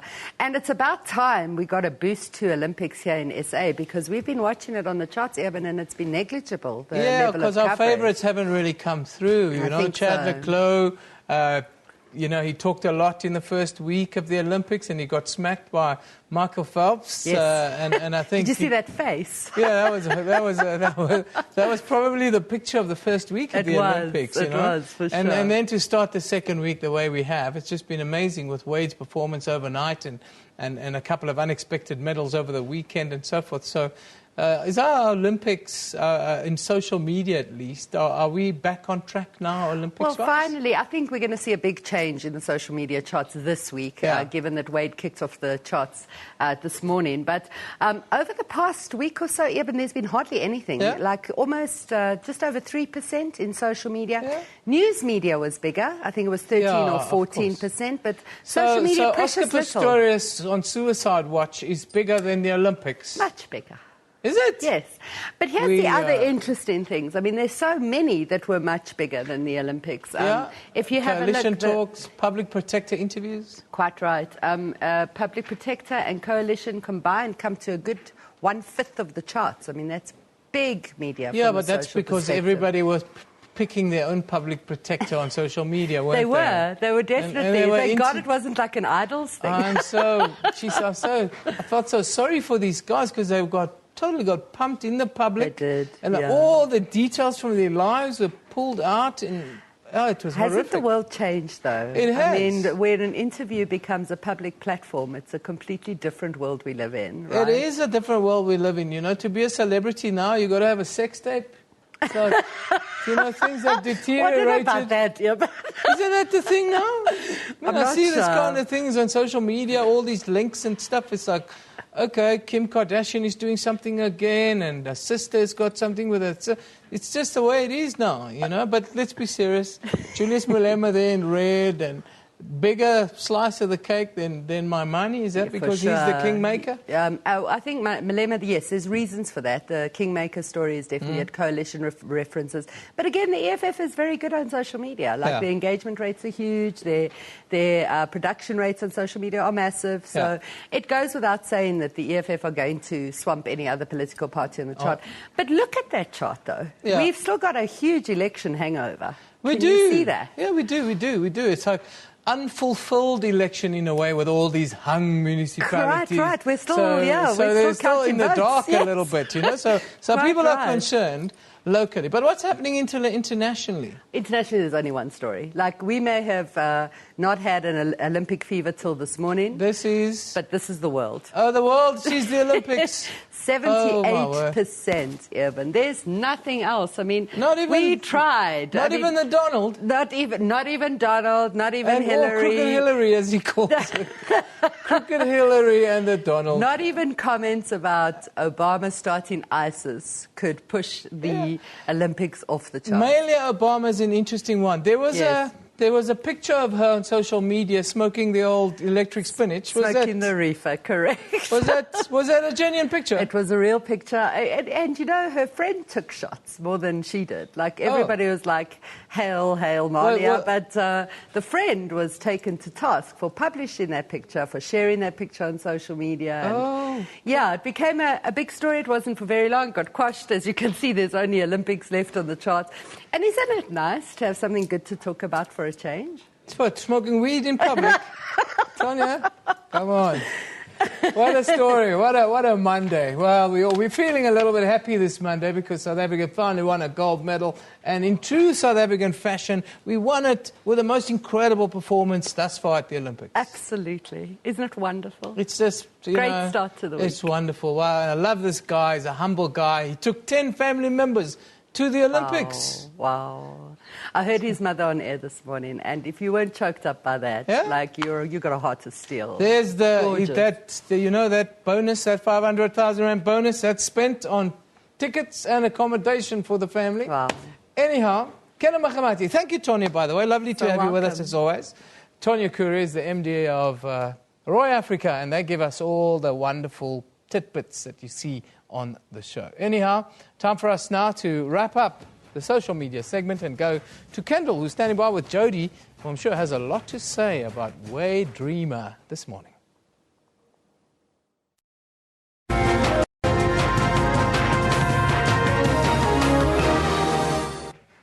Evan, thank you very much. And you can bet your bottom rand that Jody's got lots to say about Wade Dreamer. We'll talk about exactly what's going on in the Olympics. Good morning. My name is Kendall Makamate, and I've got your sports for you right now. 400-meter world champion Wade van Niekerk smashed a world record. This as he grabbed gold at the Olympic Games in Rio de Janeiro early on Monday. The South African flag bearer won it in a time of 43.03 seconds to break athletics' great Michael Johnson's 17-year-old record. While all this was going on, Jamaican Usain Bolt became the first man to win gold in the 100 meters at 3 successive games. Let's take a look. No South African has won this title for 96 years. A century of history beckons for Van Niekerk. Starting in lane 8, a massive challenge lay ahead. Van Niekerk couldn't see any of his rivals. But he ran a superb race, powering around the final bend to become the first man to win an Olympic 400 meters title from lane 8, the first South African man to win a track and field gold since 1928, and South Africa's first gold medal in Rio. I can't believe it. He has obliterated Michael Johnson's world record. We've never seen anything like it in an Olympic final. Incredible. It's a really unreal feeling. I felt and I thought that I was going to feel the other guys come up on me, but I felt I was alone at the last race, and I just tried fighting all the way to the finish line.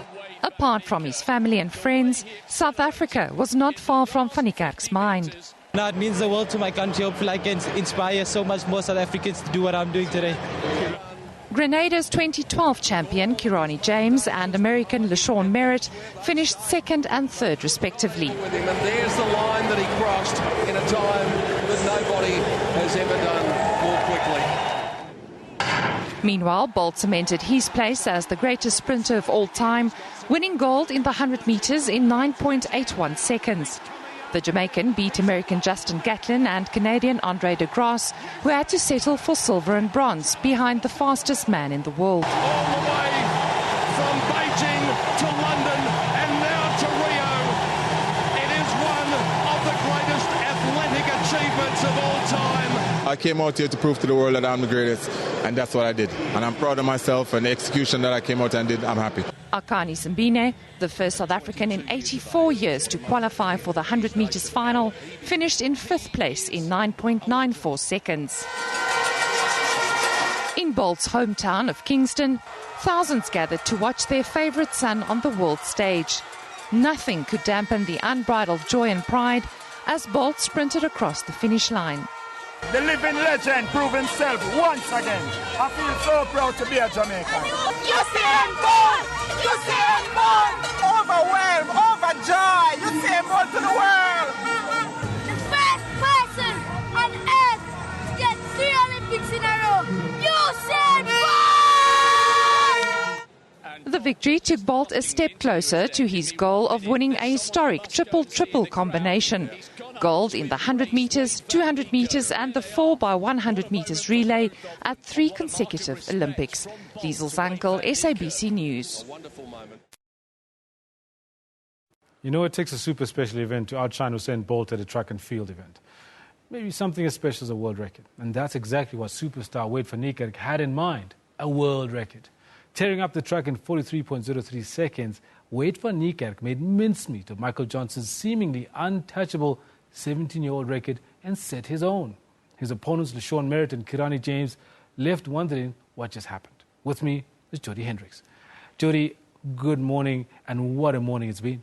Yeah, Kendall, I've been up since early this morning, last night, still commentating, and I must say, if I look at the social media, it's Wayne's world today, basically, and you said in your intro it takes a lot to outshine the world's fastest man, and that's exactly what our young South African did.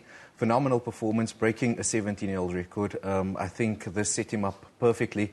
You know, there was a lot of talk. I was a bit worried personally about his performance in the heats and semis. He had an outside lane, and I thought he could have done better, but in the semis. But come of the moment, come of the man, and he did it. He broke the world record, and he came away with our first gold medal. Fantastic by Wade van Niekerk. You know what, I'll tell you what, Jody, I mean, the entire morning, I don't think a lot of people who actually enjoy sports slept at all and are planning to sleep anytime soon.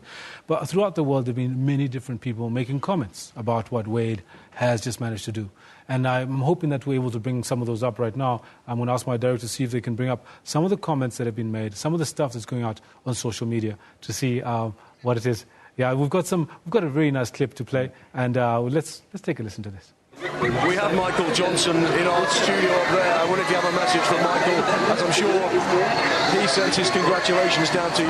Yeah, man, I thank him for leading the example for each and every one of us and for setting out such a great example for us. And I just went out there and did my best today.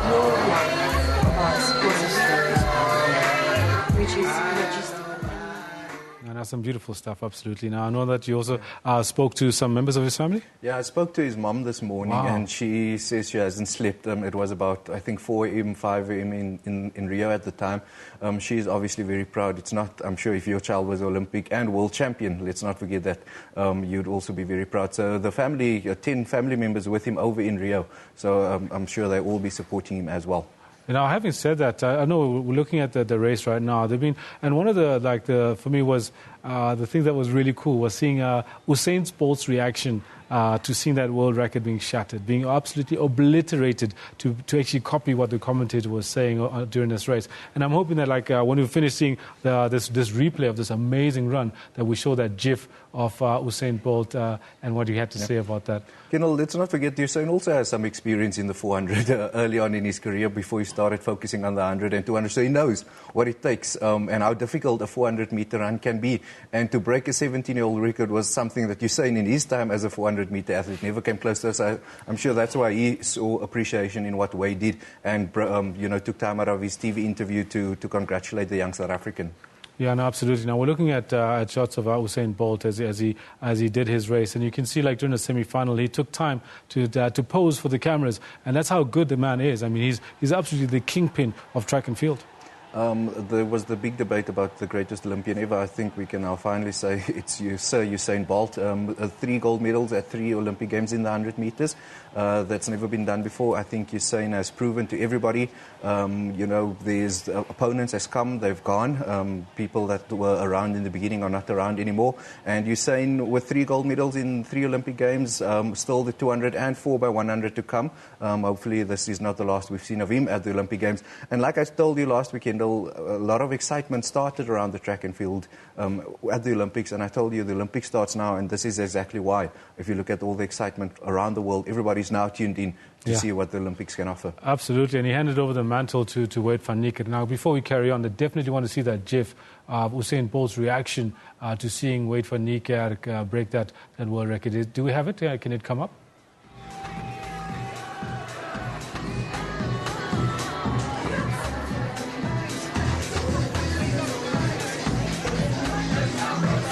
Amazing stuff, that. Can you, he himself was totally flabbergasted. And he's walking in with Akani Simbini there, who apparently prior to the Olympics about a month and a half ago, 2 months ago, both Akani and Wade were in Kingston, Jamaica, training at his facilities. And it seems to have made a world of difference in a couple of things. One, their confidence levels, as well as just creating a friendship with the King of Kings. I also think, technique is very important in especially the shorter sprints. And, to tweak 1 or 2 things in your technique can maybe take 100th or 100th of a second of your time, and in a sprint that's almost like a second. Yep. So I'm sure both of them, Wade and Akani, who did phenomenally well, I must add this, Kendall, to in 5th under 10 seconds in a 100-meter final at the Olympics. Akani deserves some credit. 23 years old, he's going to be a superstar in the next 2 to 3 years. He's a guy to watch out for. Usain Bolt, like we said, the king of the track. He's around for the next year. He said he's going to retire after the World Championships in 2017, but I'm sure at the Olympic Games in 2016 he still has a couple of things up his sleeve. The 200 meters, will he be able to defend that title? It's going to be a bit more difficult, I think, than the 100 meter. And does he have a strong enough team in the relay? The Jamaicans, they're all very fast, but will they be able to outshine the Americans, who I'm sure would want to have this title back? It's not been theirs for the past 8 years. That's true, and we don't have a relay team with this golden age of sprinters that we've got right now. Talking about 200 meters, Anasa Jobodwana is going to be running in that as well. Henrico Brenkis fell away in the 100 meters. So, and that relay team that didn't happen, that could have happened, what a sad thing, what a tragedy. We're 3 South Africans that ran the 100 meters under 10. And unfortunately, the qualification worked in such a way that they never competed at the international event to qualify for the Olympics, and that's really unfortunate. I spoke to Akani's coach about this a couple of weeks ago, and he said it was a pure mistake on the side of Athletics South Africa not to enter a South African team into an international tournament race, to have a 4x100 team, and we would have really given the big guns a go for their money. And I agree with you. Actually, that mistake is going to cost us, because I don't know when we're going to get this golden generation firing on all cylinders again. Talking about golden generations, we've got an athlete who's going to be who did extremely well. Luva Manyongo, in the long jump, he got himself a silver. At one point, he was actually going to take gold, and by a single centimeter on the final jump, he lost it. But he got himself to that position where he was actually about to take gold and did phenomenally well to jump 8.38 meters. Kendall, Hollywood stuff, and you have to go back and look at his life. He was a junior world champion in 2010. Then he lost his way a bit. Typical South African rags to reach a story. Had some issues, then left Cape Town, came to Pretoria. He was tested positive for the use of TIC, and then got his life back on track, went to rehab, continued training. He's always been a raw talent, and I read an article where his previous coach, who unfortunately died in a car accident, said the most natural long jumper he's ever seen in his life. And I think, to come within 1 centimeter of winning a gold medal, to come from basically nothing. Nobody who knew about Luva Manyongo a week ago? Nobody. And now he's the talk of the town. We need to invest in him. He's 25 years old. I think he's got another 5, 6, 7, maybe 2 Olympic Games still left in him. We need to nurture him, invest in him, and make sure that we get him to perform at international levels, because he only started performing or participating at international level in 2013 again after his ban. So he's only been in the game for about the last 2 years, and I think he's definitely one of the athletes to watch and one of the success stories for me. We're all focusing on Wade and what he did, but this is also for me one of the success stories at definitely is. We'll definitely be showing a little bit about Luva Manyongo. We managed to find something where he was caught up with just before the Rio Olympics, so we'll be showing what we know about him in the next hour. Last but not least, 30 seconds, Caster Semenya. There's been a lot said in the press about her, about her sex, about the testosterone in her system, and most of it coming out of Australia, Britain, America. It's really sad, and there's also been a hashtag, hands off Caster, started by South Africans. I think the opponents are a bit paranoid. She should not lose track of her goal. Yes. And my final thought on her is the gold medal is hers to lose. She is the outright favourite. If she focuses, stay focused, she can win the gold. She can qualify for the final on Wednesday night, and the gold medal is hers to lose. Jody, thank you very much. We're definitely expecting her to actually qualify, and we're expecting her to do as Wade did and win, like we expected to do. We're South African after all. Jody Hendricks and giving us a wrap of all the best from the weekend's sports.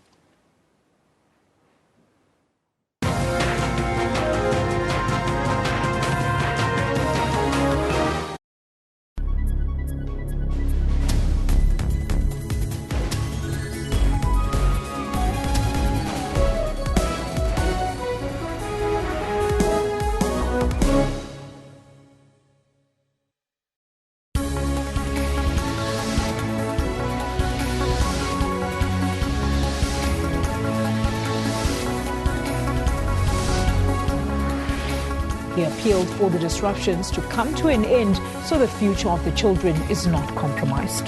The union said the latest offer by Eskom will condemn its members to poverty. Samples from the 2012 London Olympic Games and 2014 Sochi Winter Games will also be retested. Stay tuned to News Today at 3 p.m. from Monday to Friday on SABC News. For Spile, giving up was no option even in times of need. If it wasn't for the opportunity that was given to me by the taxi owner, late Mr. Sibego, maybe I wouldn't be where I am. The taxi industry is also occupied by people with a vision. There are quite a few taxi drivers with at least matric. And they had a next door neighbor who owned taxis, and they asked him for a job.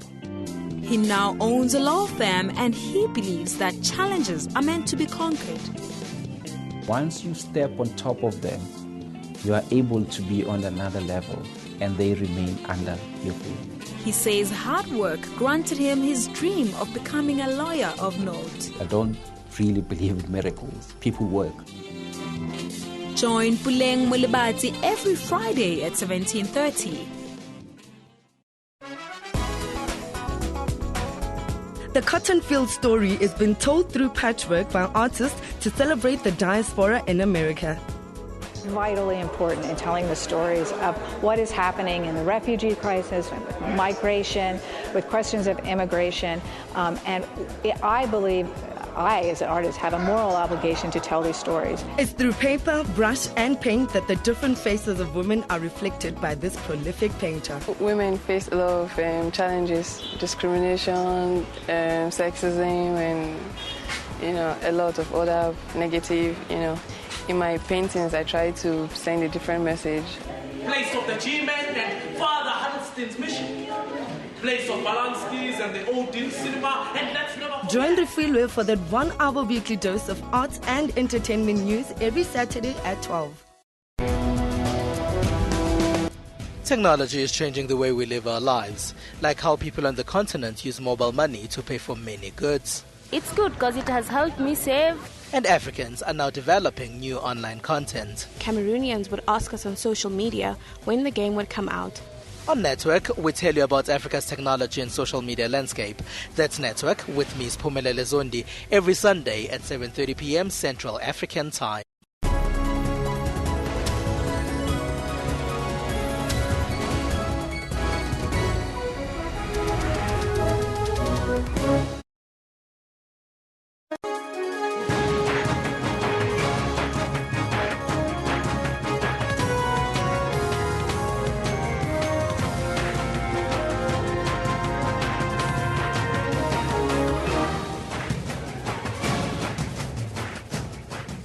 It's a golden Monday, the 15th of August 2016. This is Newsroom on SABC News, Channel 404. If you've just joined us, Jumbo Africa, and a very warm welcome to the final hour. I'm Elvis Preslin. And I'm Renee Vest, and we will be with you until 12 o'clock today. Of course, we are broadcasting live from our Auckland Park studios here in Johannesburg, South Africa, to the rest of the African continent. We are also streaming live on our YouTube channel. Now today our focus has been on our golden boy, our poster boy, our world champion, Wade van Niekerk, who ran the 400 meter and finished in 43.03 seconds, beating Michael Johnson's 17-year long-standing record by 0.15th of a second. So on our question of the day, we are asking you, do you think that Wade van Niekerk, the man behind us, is the greatest athlete alive? You can let us know what's on your mind on the Twitter handle at SABC Newsroom, as well as on the Facebook page. But first, let's take a look at your news headlines.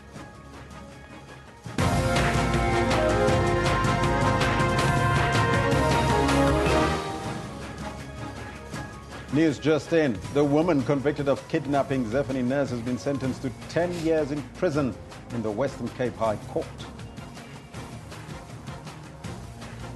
South Africa's Wade van Niekerk ran the fastest single lap in history to win the 400 meters gold medal at the Rio Olympics. I can't believe it. He has obliterated Michael. And the South African Union of Students could start protesting against the possible fee increases at universities as soon as today. And we're keeping a very close eye on the developments there. Now, those are all your headlines, but before we get to the news segment, let's find out from Kendall Makamate if the sky is still golden this morning. I can tell you what, it's totally golden. The sky is absolutely the limit for Wade van Niekerk, our poster boy, as you said. And once again, when sports makes the news, it's a really makes you good very day. happy, doesn't it? It makes me very happy. It's a really good day. Good morning to you. This is what we've got for you in the sports today. The South African now beginning to tire, or is he? He's pulling away. It's an unbelievable victory by a huge margin. A century of history and 43.03. I can't believe it. He has obliterated Michael Johnson's world record. We've never seen anything like it in an Olympic final. Incredible.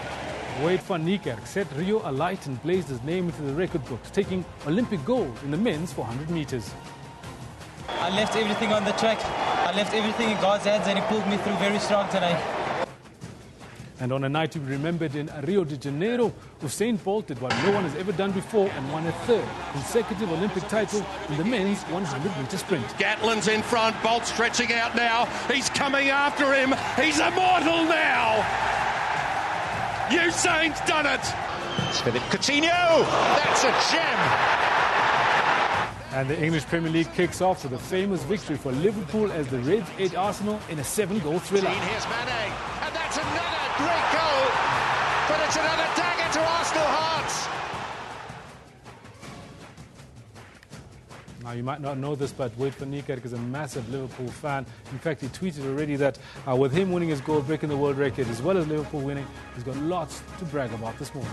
Now, that's what we'll leave for now. More about all of that a little later in the sports bulletin. But for now, he's back to Renee Best for the news. Thank you, Kendall. The Western Cape High Court has sentenced the woman who kidnapped Zephany Nurse from Groot Schuur Hospital 19 years ago to 10 years behind bars.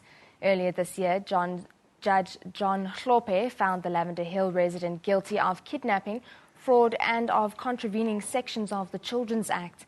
19-year-old Zephany was taken from her mother at Cape Town's Groot Schuur Hospital in 1997.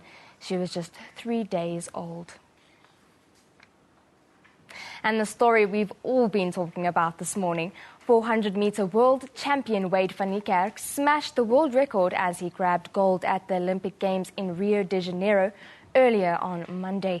The South African flag bearer won in a time of 43.03 seconds to break athletics great Michael Johnson's 17-year-old record. No South African has won this title for 96 years. A century of history beckons for Van Niekerk. Starting in 8, a massive challenge lay ahead. Van Niekerk couldn't see any of his rivals. But he ran a superb race, powering around the final bend to become the first man to win an Olympic 400 meters title from lane 8, the first South African man to win a track and field gold since 1928, and South Africa's first gold medal in Rio. I can't believe it. He has obliterated Michael Johnson's world record. We've never seen anything like it in an Olympic final. Incredible. But it's a really unreal feeling. I felt and I thought that I was going to feel the other guys come up on me, but I felt I was alone at the last race, and I just tried fighting all the way to the finish line. Apart from his family and friends, South Africa was not far from Van Niekerk's mind. Now it means the world to my country. Hopefully I can inspire so much more South Africans to do what I'm doing today. Grenada's 2012 champion Kirani James and American LaShawn Merritt finished second and third respectively. With him, and there's the line that he crossed in a time that nobody has ever done more quickly. Liesel's uncle, SABC News. The South African Union of Students could start protesting against possible fee increases at universities as soon as today. The union says class boycotts will force governments to call for free education seriously. Meanwhile, students from the University of Johannesburg have threatened to disrupt classes and prevent other students from entering the institution's premises today. Under the Fees Must Fall movement, students rejected any fee increment. Last year, learning came to a standstill at a number of leading universities across the country, with sporadic incidents of violence. Government then announced a no-fee increase for this year and appointed a commission to investigate the feasibility of free education. That commission started its work in Pretoria, but Treasury has already announced that there is no money for free education. Students are, however, not backing down. This protest must be able to be led by genuine student leadership in the form of the Student Representative Council. We have closed the University of KwaZulu-Natal, we have closed Mangosuthu University of Technology, so all our systems are on standby. They are ready to kickstart the process. We are, however, not convinced that enough mobilizations have been done of the students. We'll be embarking on a mass mobilization program. We cannot attach a date on when will a shutdown come. It will be the students' decision on when do they decide to shut down. Higher Education Minister Bladen Zimande is expected to address a media briefing where he will clarify the department's position. The ANC leadership has taken collective responsibility for the party's poor performance in the recent municipal elections. The NEC meeting resolved not to point a finger against any individual leader for the party's decline in support.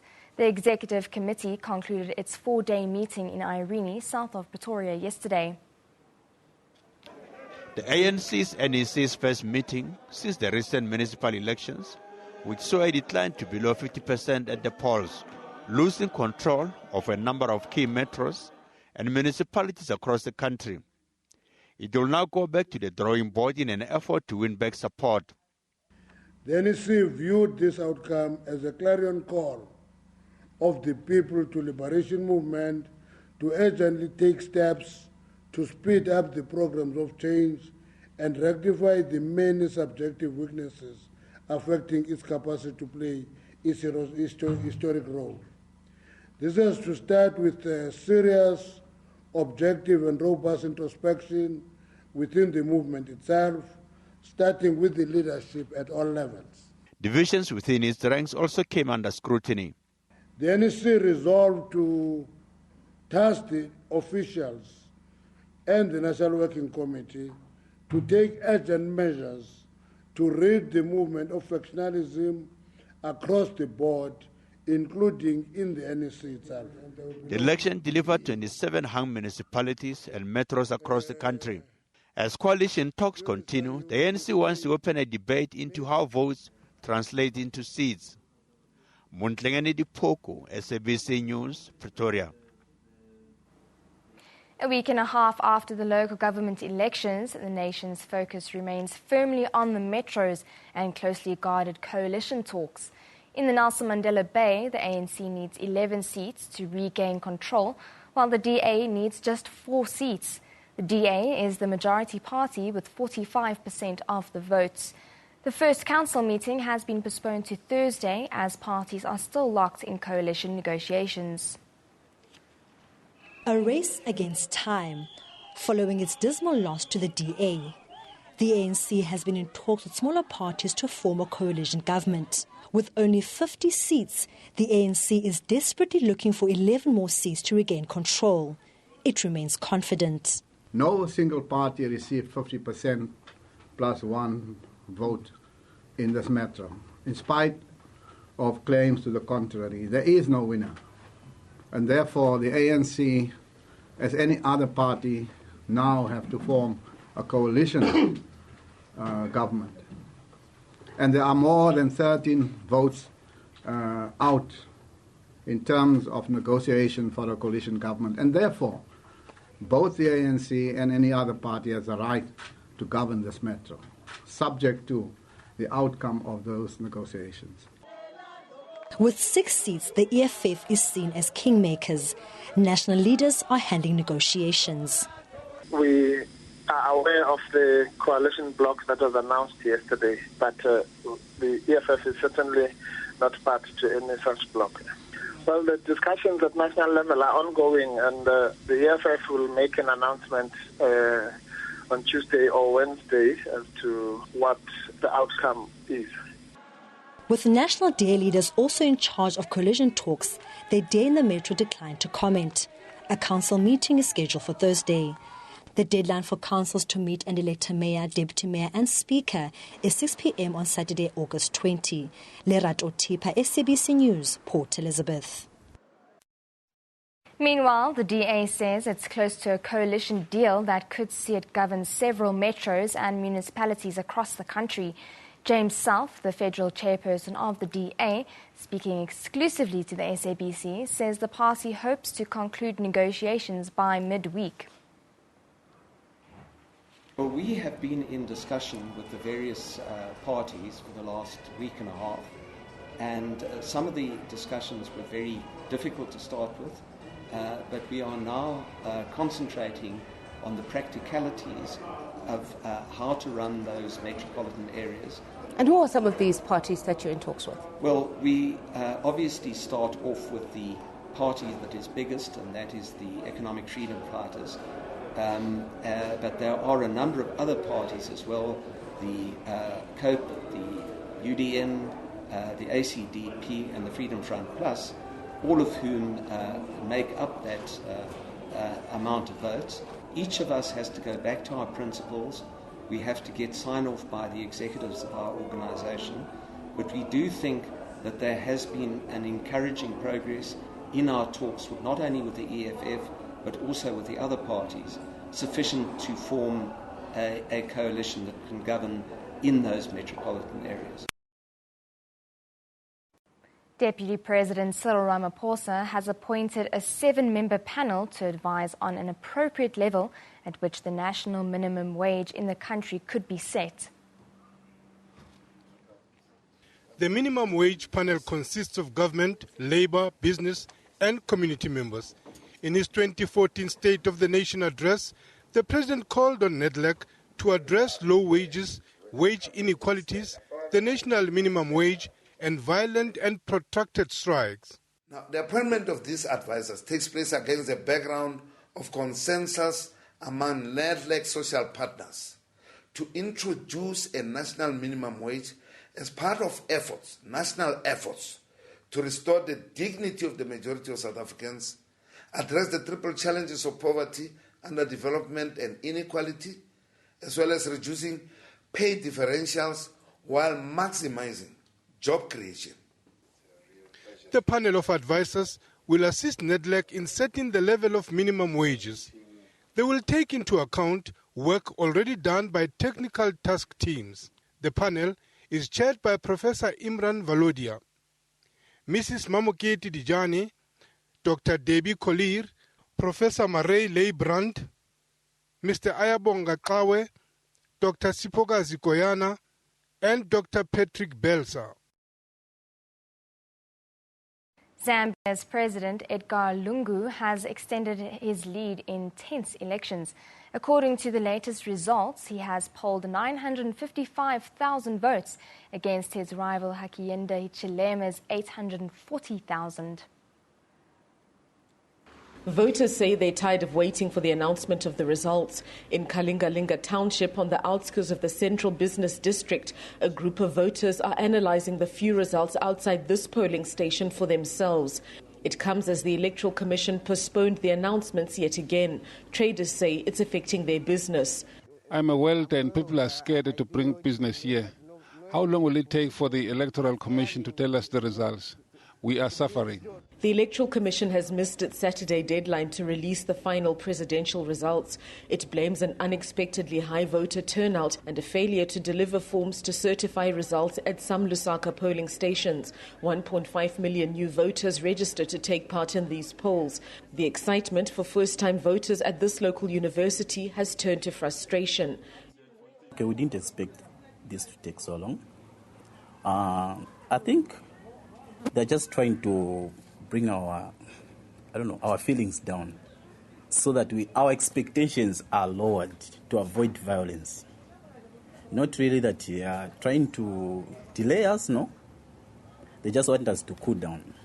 Riot police have stepped up their presence and are patrolling around the National Results Centre. This as the country witnesses one of the tightest presidential races in its history. The election is seen as a test for one of Southern Africa's oldest and most stable democracies. In successive elections, the wait for presidential results has become longer and longer. In the 2015 by-election, opposition supporters took to the streets to protest the delays. This time, as Zambians wait, they hope the outcome of this election will end peacefully. Shingai Nyoka, SABC News, Lusaka, Zambia. Now, for the latest, we are joined by SABC correspondent in Zambia, Sydney Mungala. Sydney, a very good afternoon to you. And can you tell us what is the latest on the election results in Zambia? Well, at the moment, the Electoral Commission of Zambia has released the results for 132 constituencies, and it shows that President Edgar Lungu still maintains his lead.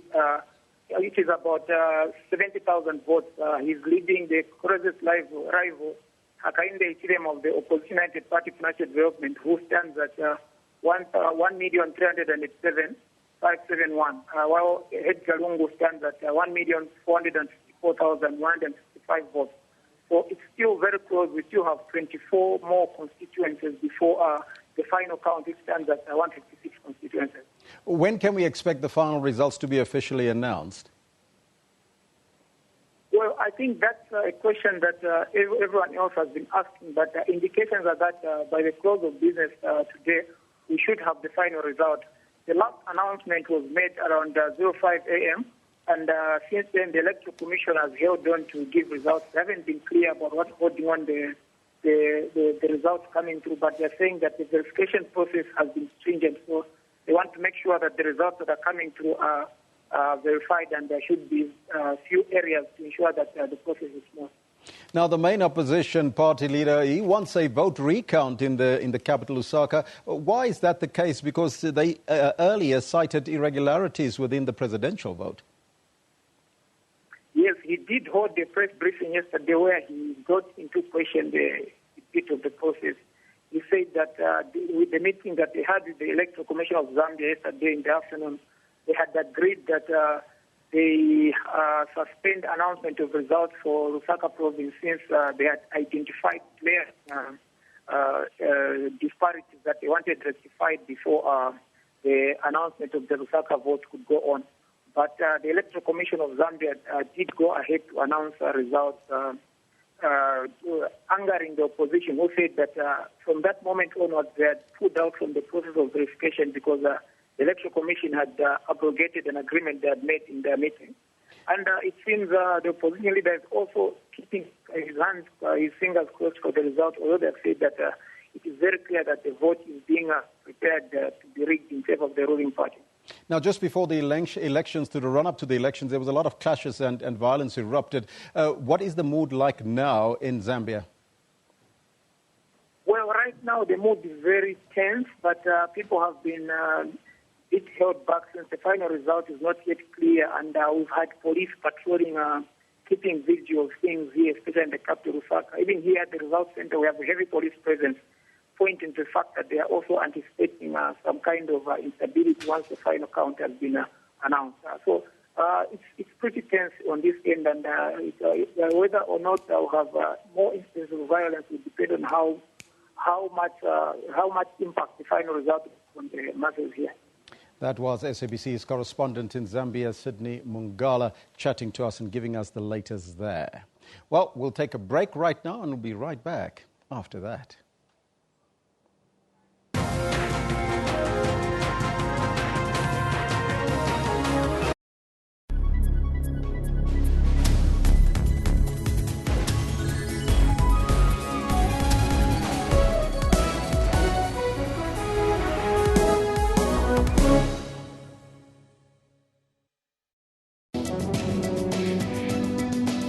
Health Talk unpacks healthy tips to help you to practice healthy living lifestyles. Now, generally, type 1 is found mostly in children and young adults, and with type 2 diabetes is found mainly in the older generation, and also with an issue of obesity. Don't have second portions, and then I've brought this plate model to show that for both meals, your lunch, your dinner, half the plate should be vegetables. Within sports, we see the spectrum itself. Most often we see minor head contact injuries, we call them. Right. But certainly in sports, the one that a lot of attention is paid to is concussion. You see, you've got something, boom, but it's uncontrolled. Whereas in soccer, when the guy hits the ball, it's controlled. His neck muscles are controlling it. And that's why they say, for instance, in rugby, the training should be to improve your neck strength. For more on health, join your host, Dr. Selo Motaong, every Saturday from 9 to 10 a.m.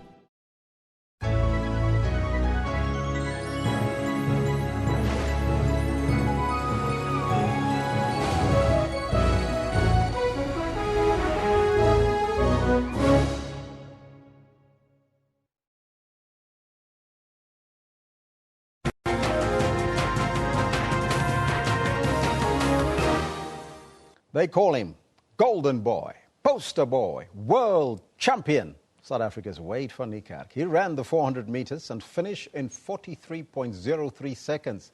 That's better than Michael Johnson's 17-year-old long-standing record.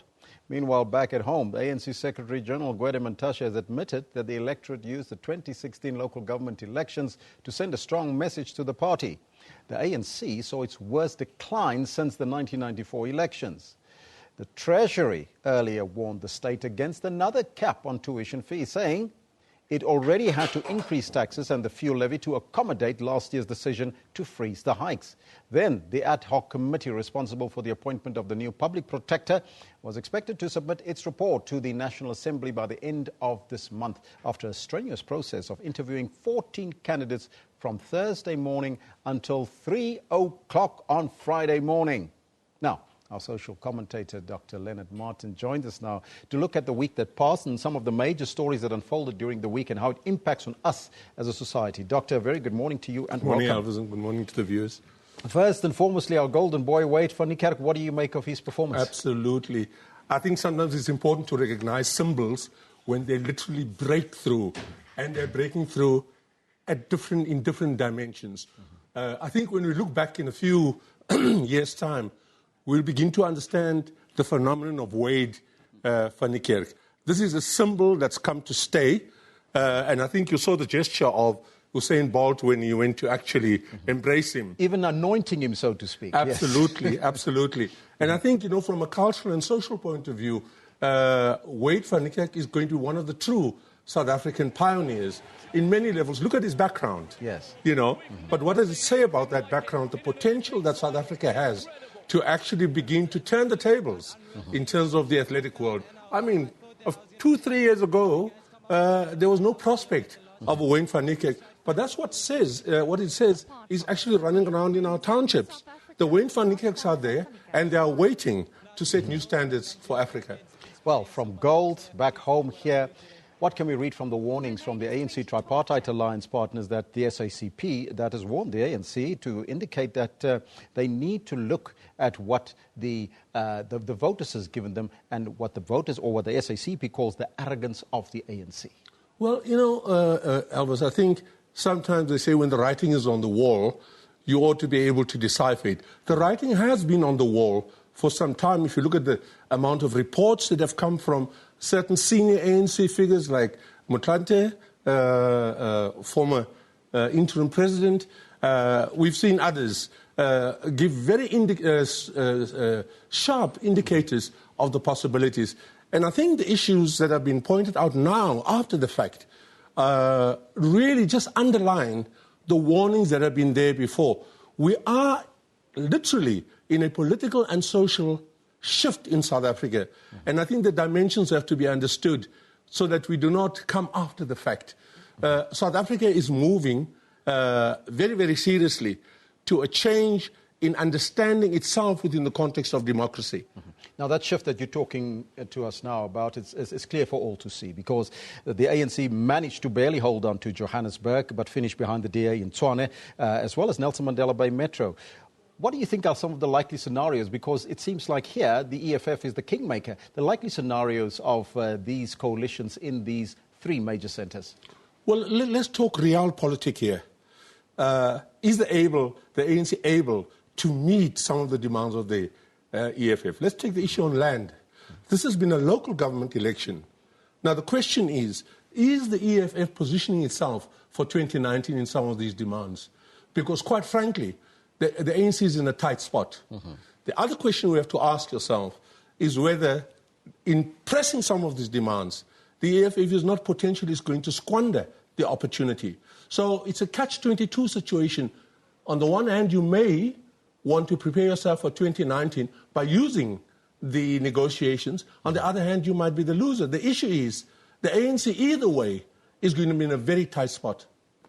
Now, issue and a situation that I think you're very passionate about, and that is tertiary education. Are we likely to receive the call for free education, or to hear that call being loud and clear enough to the authorities for them to introduce a free tertiary education? Or what do you see? Because the students are already on standby from this morning to go on protest again. Look, the status quo brought the notion of free education into the public discourse. Sometimes that we tend to lose focus. This notion of free education was not effectively brought by students. It was brought via the ANC. But now we've got to unpack what that means in terms of the change in economic situation. The issue is there has not been an effective planning for free education. We see it on the part of the universities. They did not make any fallback scenarios. And we see it on the part of the state, that there has not been effective planning. That gives the students an enormous room to actually impress on society that this notion of free education has enormous costs. But then the question comes, what are the responsibilities of the students going to be?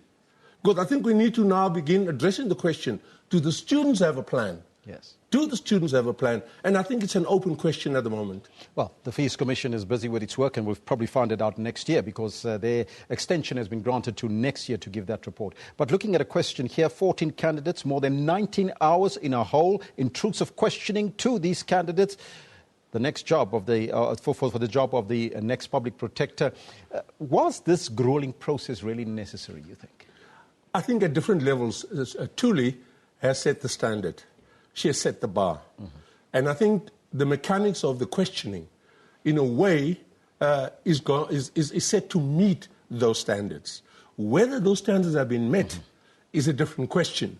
But I think we have to grant it to Thuli that she has set the bar for South African ethics, accountability, but also the effects of what this Chapter 9 institution is meant to do for our society. And then finally, Doctor, anything else that stood out for you during the course of the week that we could have missed? Well, I mean, the issue that's now come up quite clearly, and it's been a long time in coming, and that is actually setting a minimum wage for South Africans. This is said to be another breakthrough in terms of stabilizing South African society. Doctor, as usual, thank you so much for your time and joining us here in studio. That was social commentator Dr. Leonard Martin, who joins us every week to look at the week that passed and some of the major stories that unfolded during the week and how it impacts on our society. Right now, let's take a look at some of your comments coming through on the question of the day that we ask you, is Wade van Niekerk the greatest athlete alive? Now, it's a bit presumptuous, but let me hear what you have to say on the Twitter handle as well as on the Facebook page. Let's take a look here. This one from Mukudi Kennedy says, the greatest athlete alive now, champion and record breaker, our golden boy, Wade van Niekerk, king, world finest, fastest ever at SABC Newsroom. This one from Tabang says, where there's gold, there's hashtag Wayne. It should be Wade, not Wayne. Yes, he is the best athlete alive. Even Usain Bolt felt it. Proud moments there. And then this one from Tolly says, Sbu says, Wade is the greatest athlete alive. Even Michael Johnson agreed to that on Twitter. Mr. Fastest, hashtag, says Tolly. And there's another one from Lungisani Mabasu that says, wonderful job, well done. In isiZulu we are saying, Iyuqawe, it's a hero. Hashtag Wade van Niekerk at SABC News at Everton, as Lungisani there. Well, those are some of your comments coming through on the Twitter handle. You can keep them coming during the course of the day and send it to our Twitter handle at SABC Newsroom. You can also like us on the Facebook, because if you like us there, you become part and parcel of the informed. Now let's take a look at a very serious matter. The 4th commemoration of the 2012 Marikana massacre takes place tomorrow. Amnesty International has criticized Lonmin for failing to improve the living conditions of thousands of mine workers in a report released by the organization today. Now, to discuss the report, we are joined in the studio by Amnesty International's Deputy Director for Southern Africa, Muleya Mwanyanda. A very good morning to you and welcome. Good morning.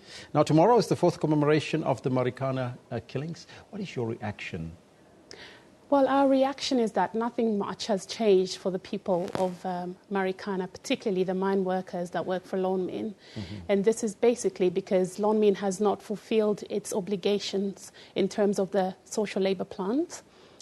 So in 2006, Lonmin promised to build 5,500 houses for its mine workers. That was in terms of its social labor plan. And this is in line with the mine charter as well as the other laws and the constitution of South Africa. This was not done. By 2011, only 3 shore houses had been built by Lonmin. And so the workers at Lonmin find themselves in a situation where they have no housing. Now, Lonmin has an obligation as a mine mining company to provide adequate housing for its workers. This is because of the nature of mining operations. Mining operations require that huge numbers of people move to mining sites in order to help the operations of the mine.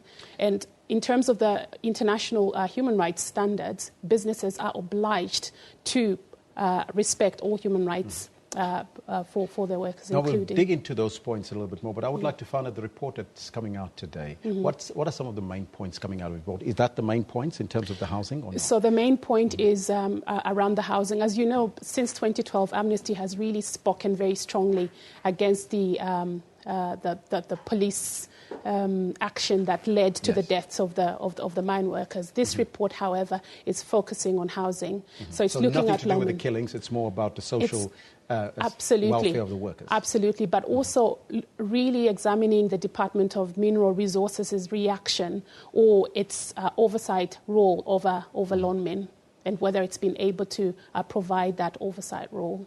Now, why do you think Lonmin has not been able to provide the decent accommodation to the workers after all these years? I mean, if there was that plan there of 2,500 houses and only 3 show houses was built, why is that? Well, we don't know why Lonmin has not built the houses. They have provided a number of excuses. So we examined their reports, their sustainability reports to shareholders. And in those reports, we see a lot of misleading information that Lonmin has provided to its shareholders. So, for example, a 2008 survey conducted by Lonmin showed that 85% of its workforce did not want to buy accommodation. They wanted rental accommodation. However, at the same time, Lonmin provided a sustainability report in the same year to its shareholders saying that most of the workers wanted to buy houses. So there are a lot of inconsistencies there. Is it only about Marikana, or is it the entire Rustenburg area that you're focusing on in this report? So this report is really focusing on Lonmin. We know that this is Lonmin as a company. Lonmin as a company, because Lonmin was mentioned in the Falam Commission report. But we know that this is a problem beyond Lonmin, and this is a problem amongst that goes way past Lonmin operations to other mining companies. However, this report is only focusing on Lonmin because we are following up on the recommendations from the Falam Commission. Ms. Mulia, now recently the High Court in Mabato ruled that miners who are illegally occupying Marikana houses should vacate them. Now, I'm not too sure if you could answer that question. Is that relating to the same houses that is there or not? I'm not sure if that relates to the same housing, but I think our report mainly just focuses on housing that is related to mine workers. And we're saying that mine workers still don't have the houses. And by Lonmin's own admission, 13,500 miners still do not have accommodation, and they should do. What is the recommendations in the report going forward? So the recommendations in the report going forward are that the Minister of Mineral Resources should require the Department of Mineral Resources to really sanction Lonmin if it's found that Lonmin breached the conditions of its social labour plans. We're also asking Lonmin to really step up and provide housing to its workers. But because Amnesty is also a campaigning organisation, we will be campaigning to Lonmin's shareholders to ensure that these recommendations are met by Lonmin, but also that the shareholders should question or at least have Lonmin explain the discrepancies in its sustainability reports. Have you spoken to Lonmin before the report is being released or not? Yes, so we spoke to Lonmin. So the methodology was that we actually looked at all of the sustainability reports for the past 10 years. We had 2 very detailed interviews with senior executives at Lonmin, and in July we sent them a 20-page memorandum detailing the findings contained in our report. And no response from them as yet? So Lonmin replied on the 1st of August, but they didn't address the findings in the report.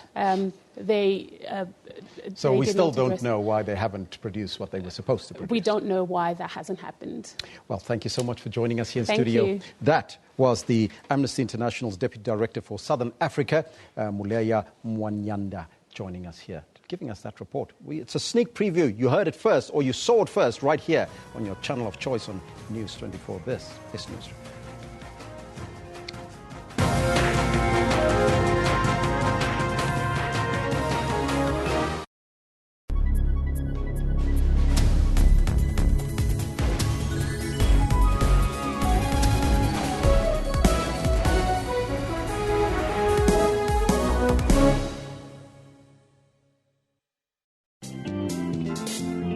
AIDS and poverty did not deter Mpumi's success. Being an orphan or coming from poverty or having seen what HIV and AIDS does to a person that you love takes nothing away from you. It means that you are part of a selective few who have had to face a very, very marginalized struggle. Abuse is a lonely journey that needs compassion. I came across as a very confident, ambitious person, but behind that mask was somebody who had serious anxiety problems, a person who had knots in their stomach continuously, a person who could be in company and would feel very lonely. Being away from his birth country did not stop his hunger to succeed. Boxing was the way out. Turning professional would give me an income. That was the solution to the problems I've had for so many years. For more inspiring stories, join Bupalong every Friday at 17:30.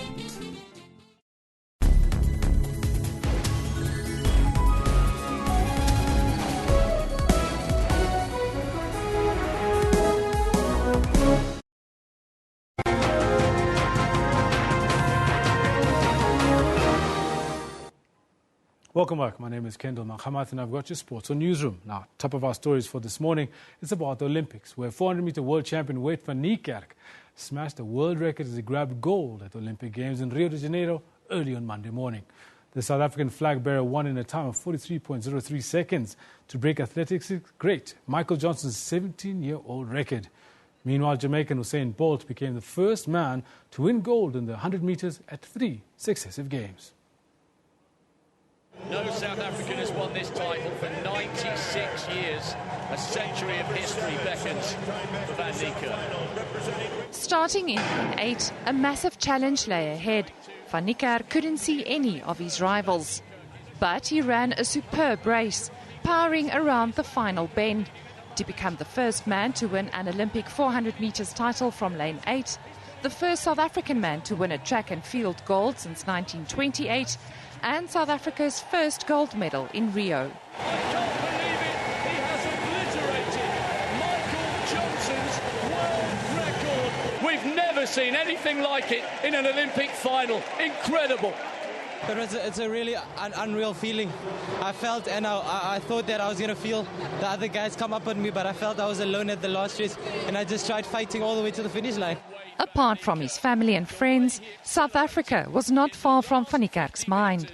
Now it means the world to my country. Hopefully I can inspire so much more South Africans to do what I'm doing today. Grenada's 2012 champion Kirani James and American LaShawn Merritt finished second and third respectively. With him, and there's the line that he crossed in a time that nobody has ever done more quickly. Meanwhile, Bolt cemented his place as the greatest sprinter of all time, winning gold in the 100 meters in 9.81 seconds. The Jamaican beat American Justin Gatlin and Canadian Andre de Grasse, who had to settle for silver and bronze behind the fastest man in the world. All the way from Beijing to London and now to Rio. It is one of the greatest athletic achievements of all time. I came out here to prove to the world that I'm the greatest, and that's what I did. And I'm proud of myself and the execution that I came out and did. I'm happy. Akani Simbine, the first South African in 84 years to qualify for the 100 meters final, finished in 5th place in 9.94 seconds. In Bolt's hometown of Kingston, thousands gathered to watch their favourite son on the world stage. Nothing could dampen the unbridled joy and pride as Bolt sprinted across the finish line. The living legend proved himself once again. I feel so proud to be a Jamaican. Usain Bolt! Usain Bolt! Overwhelmed, overjoyed! Usain Bolt to the world! The first person on earth to get 3 Olympics in a row! Usain Bolt! The victory took Bolt a step closer to his goal of winning a historic triple-triple combination. Gold in the 100 metres, 200 metres and the 4x100 metres relay at 3 consecutive Olympics. Liesel's uncle, SABC News. Good to see that the Vuvuzela has travelled all the way across from South Africa to the Caribbean. Seems like when Akani Simbini and Wade van Niekerk went to Jamaica, they didn't just leave a mark there. Now, South African silver medalist winner in the long jump, Luva Manyonga, has thanked his supporters for believing in him despite his history. The South African's achievement is one of the biggest comebacks in sport. He was banned for 2 years from competing after testing positive for the use of a recreational drug, also known as tick. Manyonga finished only 1 centimeter behind the eventual winner, American Jeff Henderson, with a jump of 8.37 meters. Julian Delahunt, a man who is no stranger to our screens, caught up with him before they left for Rio.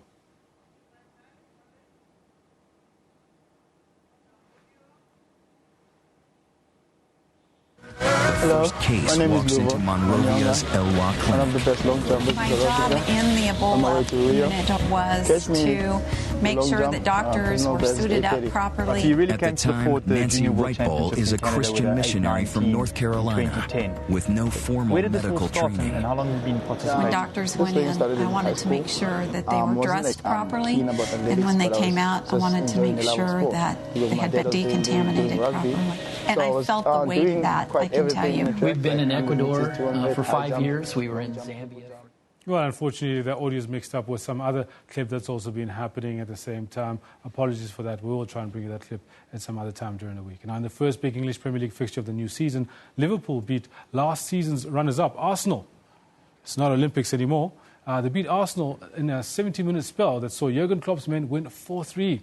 United, in their final league game under new manager Jose Mourinho, followed last weekend's Community Shield success against the champions Leicester City by winning 3-1 at Bournemouth, with Zlatan Ibrahimovic scoring again. Let's take a look at the highlights of both matches. Easy in hindsight. Walcott again. Can he atone? Yes, he can! It's Philip Coutinho. That's a gem. That is an absolute beauty of a free kick. You don't beat Petr Cech from that sort of distance without something truly special. Quality, absolute perfection. He's a long way out. I was surprised he took the free kick on, given the size of Cech. Now, Van Alden. And that was Lallana. Tight angle, wonderfully finished. And that is a beauty. It's turning into Coutinho's day.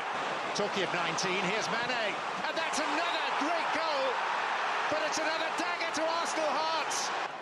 Here's Oxlade-Chamberlain.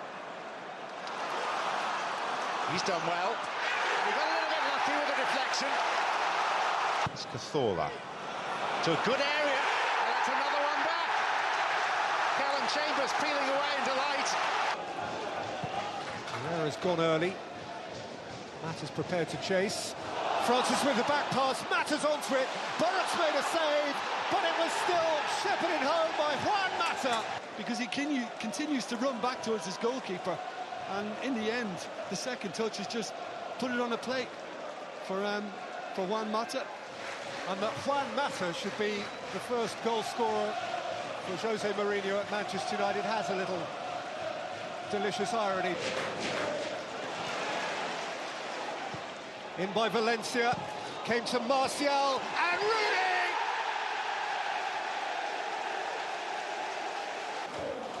Martial impacting more of the game as it grows older. Ibrahimovic! Oh, wow! There's your superstar, up in lights. All right, now England's Justin Rose has become the first men's Olympic golf champion in 112 years. This is going back to Olympics, of course. He beat off a strong challenge from Sweden's Henrik Stenson, who finished 2 shots adrift. It was a disappointing outing for the 2 South African golfers, Jaco van Zyl, who was highest placed, a South African, and tied for 43rd with 286 shots. Fellow countryman Brendan Stone struggled and ended 25 shots behind the winning total that Rose had.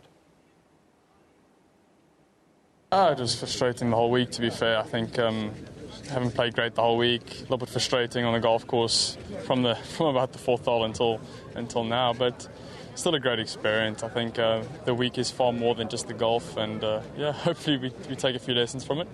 We looked after very, very well. Golf course is as good as it could be. Great design and true test of golf. I mean, you can see the weather plays its part, and the breeze does protect it a little bit. So, I think from a coordination and from an organisation standpoint, it's been very, very good this week. we'll go home and reevaluate the game and where we need to improve and what needs to be done to get me where I am. Been such a thrill for me, you know. Even when I was world champion, there was no golf in the Olympic Games in my time, and I would have given anything to participate and win a gold medal. I would have gotten a boat and rowed over. A little sloppy still. You know, there's moments of good and some moments where it's not so great. So, you know, all in all, it was an unbelievable week. It was really good fun. You know, just great to be a part of all of this.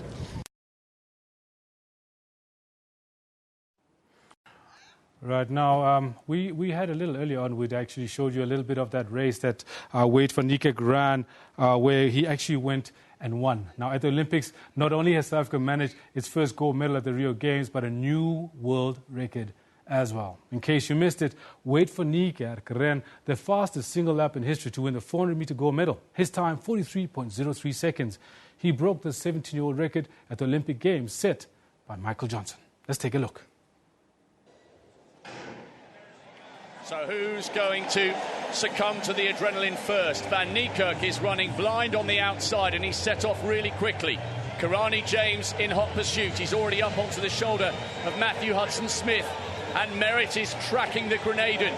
The American LaShawn Merritt closing the gap on Karani James, and Van Niekerk still wide on the outside. These three are away and clear. Cedinho's tried to come back into it on the inside. And LaShawn Merritt coming back at Karani James. But it's Van Niekerk leading at the moment. The South African now beginning to tire. Or is he? He's pulling away. It's an unbelievable victory by a huge margin. And 43.03. I can't believe it. He has obliterated Michael Johnson's world record. The world champion is the Olympic champion and the world record holder. It's a performance to set the hairs on the back of your neck tingling. We've never seen anything like it in an Olympic final. Well, that's where it is. That's where we leave it with this particular sports bulletin. Up next, have a quick look at the weather forecast.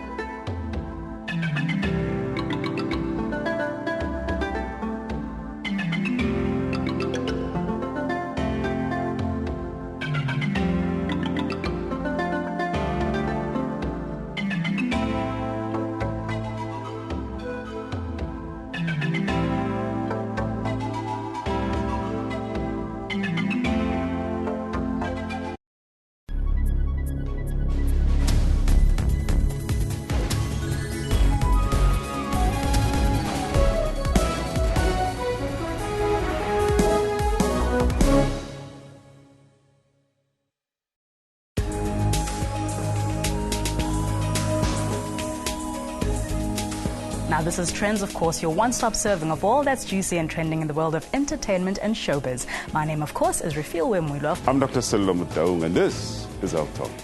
A very good morning and welcome to Media Monitor. I'm your host, Alicia Jolly. My name is Dumila Matters.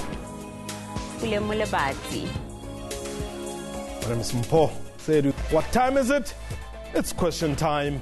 For your daily dose of current affairs, tune in to the SABC News Channel. Keeping you up to date with business developments. There's no shortage of money in the system. There's a shortage of implementation capacity to actually get things done. Always on point with news of the day. May has promised radical social and economic reforms, fueling speculation over the future of current senior figures. On the ball every time with all sports codes. The Joburg side already have a quarter-final at home, and a victory against the Argentines will ensure home semi-final. Accurate weather updates after every bulletin. Stay tuned to News Today at 3 p.m. from Monday to Friday on SABC News.